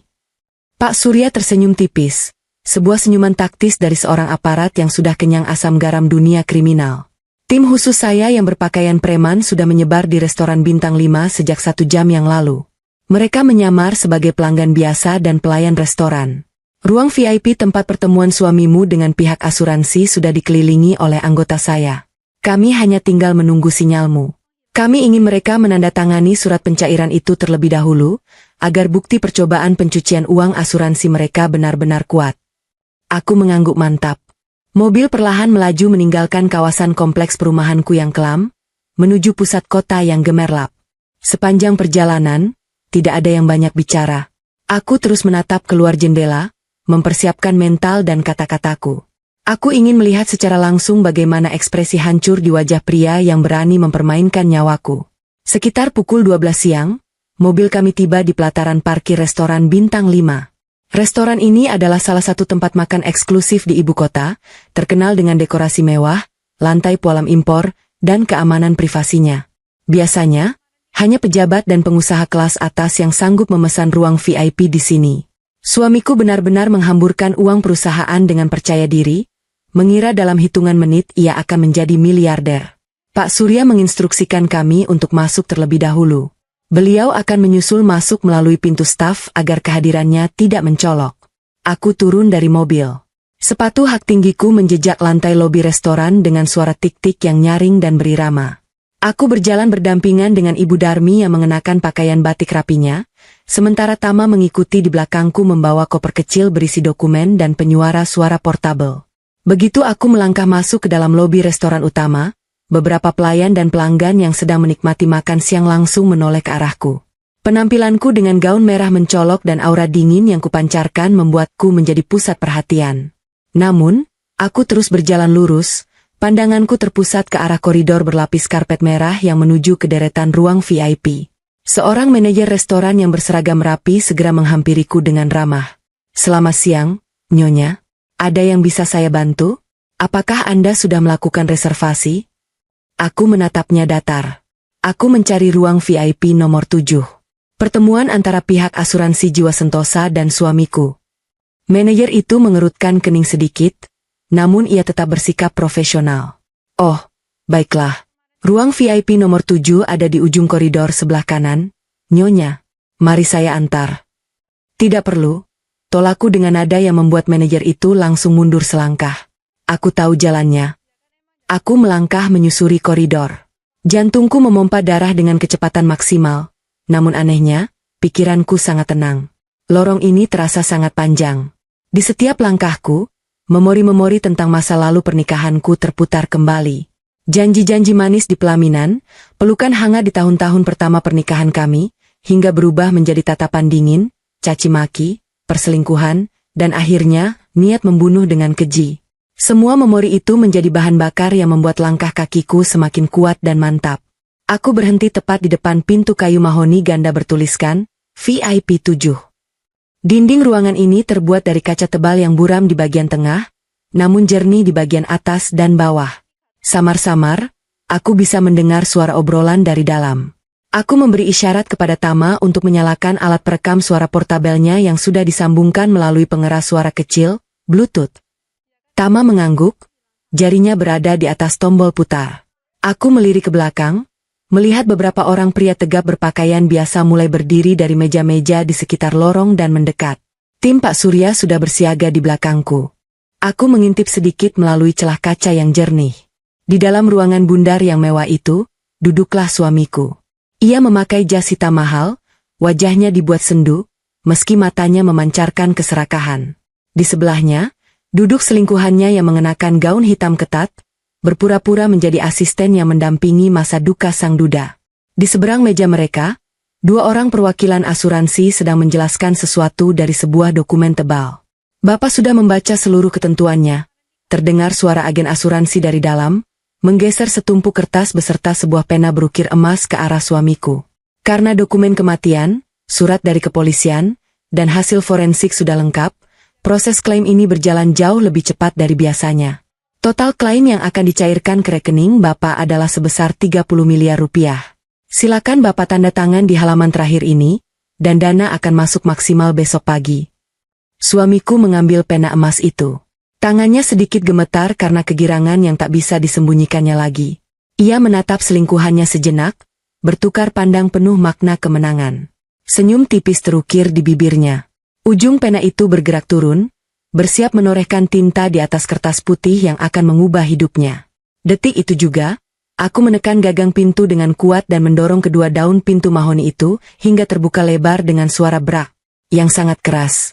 Engsel pintu berderit nyaring, memantulkan suara menggelegar ke seluruh penjuru ruangan. Semua orang di dalam ruangan terlonjak kaget. Kepala mereka berputar serempak ke arah pintu. Pena emas di tangan suamiku meleset, mencoret keras dokumen asuransi tersebut. Mata pria itu membelalak lebar hingga nyaris keluar dari kelopaknya. Wajahnya yang tadi kemerahan karena senang seketika berubah pucat pasi, seputih kertas mayat. Mulutnya terbuka lebat, rahangnya seolah lepas. Selingkuhannya yang duduk di sebelahnya menjerit tertahan, menutupi mulutnya dengan kedua tangan, seluruh tubuhnya bergetar hebat. Mereka berdua mematung seperti patung lilin yang tersambar petir. Aku melangkah masuk dengan anggun. Suara hak sepatuku memecah keheningan maut di dalam ruangan itu. Aku berhenti tepat di ujung meja kaca bundar, menatap langsung ke dalam mata pria yang pernah berjanji sehidup semati denganku itu. Aku menyilangkan tangan di dada, menampilkan senyum paling dingin dan merendahkan yang pernah kubuat seumur hidupku. Sepertinya tanda tangan itu tidak akan berlaku. Suaraku memecah kebisuan, menggema jernih di dalam ruangan. Karena orang yang asuransinya akan kalian cairkan, kebetulan sedang berdiri di sini dalam keadaan sangat hidup dan sangat sehat. Dua agen asuransi itu kebingungan, menatap bolak-balik antara diriku dan suamiku. Maaf, nyonya ini siapa? Salah satu agen bertanya dengan panik. Aku tidak menjawab agen asuransi itu. Pandanganku tidak lepas sedetik pun dari wajah pria bajingan di depanku. Manda? Suara suamiku keluar seperti decitan tikus yang terjepit. Tangannya bergetar hebat hingga pena emas itu jatuh ke lantai dengan bunyi denting yang nyaring. Ia mencoba berdiri, tapi kakinya terlalu lemas sehingga ia terjerembab kembali ke kursinya. Tidak mungkin. Kau sudah mati. Aku melihat jasadmu. Kau hantu. Hantu? Aku mendengus geli, tertawa sinis. Aku berjalan mengitari meja, mendekat ke arahnya. Bau parfum mewahnya menguar, tapi kini hanya tercium seperti bau kebusukan di hidungku. Aku bukan hantu. Sayangnya rencanamu terlalu bodoh. Preman bayaranmu bernama Ujang itu memang membakar rumah kita, tapi aku tidak ada di dalam sana. Dan jasad ompong hasil curian dari kamar mayat yang kau tangisi dengan sangat dramatis di depan televisi itu, sungguh akting yang menyedihkan. Mendengar kata-kata, jasad ompong, dan kamar mayat, wajah selingkuhannya langsung berubah abu-abu. Wanita perebut suami orang itu mulai menangis histeris, napasnya memburu karena serangan panik. Ia menyadari bahwa rahasia terbesar mereka telah kubongkar telanjang bulat di depan umum. Suamiku mulai kehilangan akal. Pertahanannya runtuh. Ia berdiri dengan kasar, menunjuk ke arahku dengan jari gemetar. Bohong, kau penipu, kau wanita gila yang mirip dengan istriku. Istriku sudah meninggal karena korsleting listrik. Polisi sudah menutup kasusnya. Ia menoleh ke arah agen asuransi yang mulai merapikan berkas-berkas mereka dengan wajah ketakutan. Jangan percaya padanya, dia orang gila. Aku memberi isyarat tangan kepada Tama yang berdiri di ambang pintu. Tama segera menekan tombol, play di layar komputernya. Dari pengeras suara yang dibawa Tama, terdengar suara rekaman yang sangat jernih. Suara suamiku sendiri. Ujang memang anjing bajingan. Dia kira gampang mencairkan uang tunai sebesar itu sekarang? Jasad gelandangan yang dia beli dari oknum forensik di kamar mayat itu hampir saja ketahuan. Makanya, Mas, kamu itu harusnya bersyukur aku yang mengatur semua skenario ini. Asuransi jiwa Manda 30 miliar, Mas. Rekaman itu memutar dengan volume tinggi, memenuhi setiap sudut ruang VIP dan bahkan bocor ke lorong restoran. Setiap kata tentang rencana pembunuhan, penyuapan dokter forensik 100 juta rupiah, dan alibi palsu terputar tanpa henti. Bukti kejahatan mereka dipamerkan secara langsung. Kaki suamiku benar-benar kehilangan tenaga. Ia jatuh berlutut di lantai pualam. Matanya menatapku dengan tatapan kosong penuh keputusasaan. Semua labirin kebohongan dan konspirasi yang ia bangun dengan uang puluhan juta hancur berkeping-keping hanya dalam hitungan detik. Selingkuhannya sudah menangis terseduh-seduh di lantai, memeluk kaki meja sambil meracau tidak jelas. Kau pikir kau adalah sutradara yang pintar? Bisikku tajam, menunduk menatap wajahnya yang kini basah oleh air mata ketakutan yang nyata. Kau pikir kau bisa membunuhku, mengambil uangku, dan hidup bahagia dengan wanita pelacur ini? Skenariomu sudah habis. Dan inilah akhir dari ceritamu. Saat itulah, Kombes Pol Surya melangkah masuk ke dalam ruangan diikuti oleh 5 orang anggotanya yang berpakaian preman. Pak Surya langsung mengeluarkan lencana kepolisiannya dan menunjukkannya di depan wajah suamiku. Kami dari Direktorat Tindak Pidana Kriminal Umum Markas Besar Polri, suara bariton Pak Surya menggema keras. Anggotanya segera bergerak cepat, menarik paksa suamiku dan selingkuhannya untuk berdiri, lalu memborgol tangan mereka ke belakang tubuh. Anda berdua ditahan atas tuduhan percobaan pembunuhan berencana, penipuan asuransi tingkat berat, penyuapan pejabat negara, dan penodaan jenazah. Hak Anda untuk diam dijamin, karena apapun yang Anda katakan mulai detik ini akan memberatkan Anda di pengadilan. Selingkuhan suamiku meronta-ronta dan berteriak histeris saat borgol dingin menjepit pergelangan tangannya. Lepaskan aku. Ini semua ide dia. Angga yang menyuruhku. Aku tidak tahu apa-apa. Ratapnya, langsung mengkhianati pria yang beberapa detik lalu ingin ia nikahi. Suamiku tidak meronta. Ia hanya menangis meraung-raung, kali ini bukan akting. Air matanya deras, ingusnya mengalir. Ia menatapku dengan memelas dari bawah tatapanku. Maafkan aku, aku hilaf. Tolong cabut tuntutannya, tolong aku. Aku mundur selangkah, menjauhkan ujung sepatuku yang nyaris disentuh oleh tangannya yang diborgol. Aku meludah ke lantai, tepat di depannya. Tidak ada setitik pun rasa kasihan di hatiku. Bawa bajingan-bajingan ini pergi dari pandanganku, kataku dingin kepada petugas. Polisi menyeret mereka berdua keluar dari ruang VIP, disaksikan oleh puluhan pelanggan restoran dan pelayan yang berkerumun di lorong. Mereka dipermalukan dengan cara yang paling hina, dijemput dari tempat mewah menuju sel tahanan yang gelap dan dingin. Agen asuransi dengan cepat membereskan dokumen mereka, membungkuk hormat berkali-kali kepadaku, membatalkan klaim itu secara permanen sebelum lari ketakutan dari ruangan. Ruangan itu mendadak sunyi. Tama dan Pak Surya sedang mengordinasikan penangkapan Ujang dan si dokter forensik korup melalui telepon genggam di sudut ruangan. Ibu Darmi menghampiriku, memegang bahuku dengan lembut, matanya berkaca-kaca menyiratkan kebanggaan.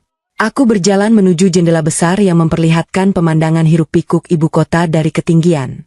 Aku menarik napas dalam-dalam. Udara siang ini terasa sangat segar, bersih, dan bebas. Beban yang selama berbulan-bulan mencekik leherku akibat pernikahan beracun itu telah terangkat sepenuhnya. Rumah tanggaku mungkin telah hancur menjadi abu, namun dari sisa-sisa abu pembakaran itu, aku tidak mati. Aku bangkit kembali, menyala lebih terang, dan berdiri tegak sebagai pemenang yang tak akan pernah bisa dihancurkan lagi. Skenario hidupku yang baru, kini sepenuhnya berada di tanganku sendiri.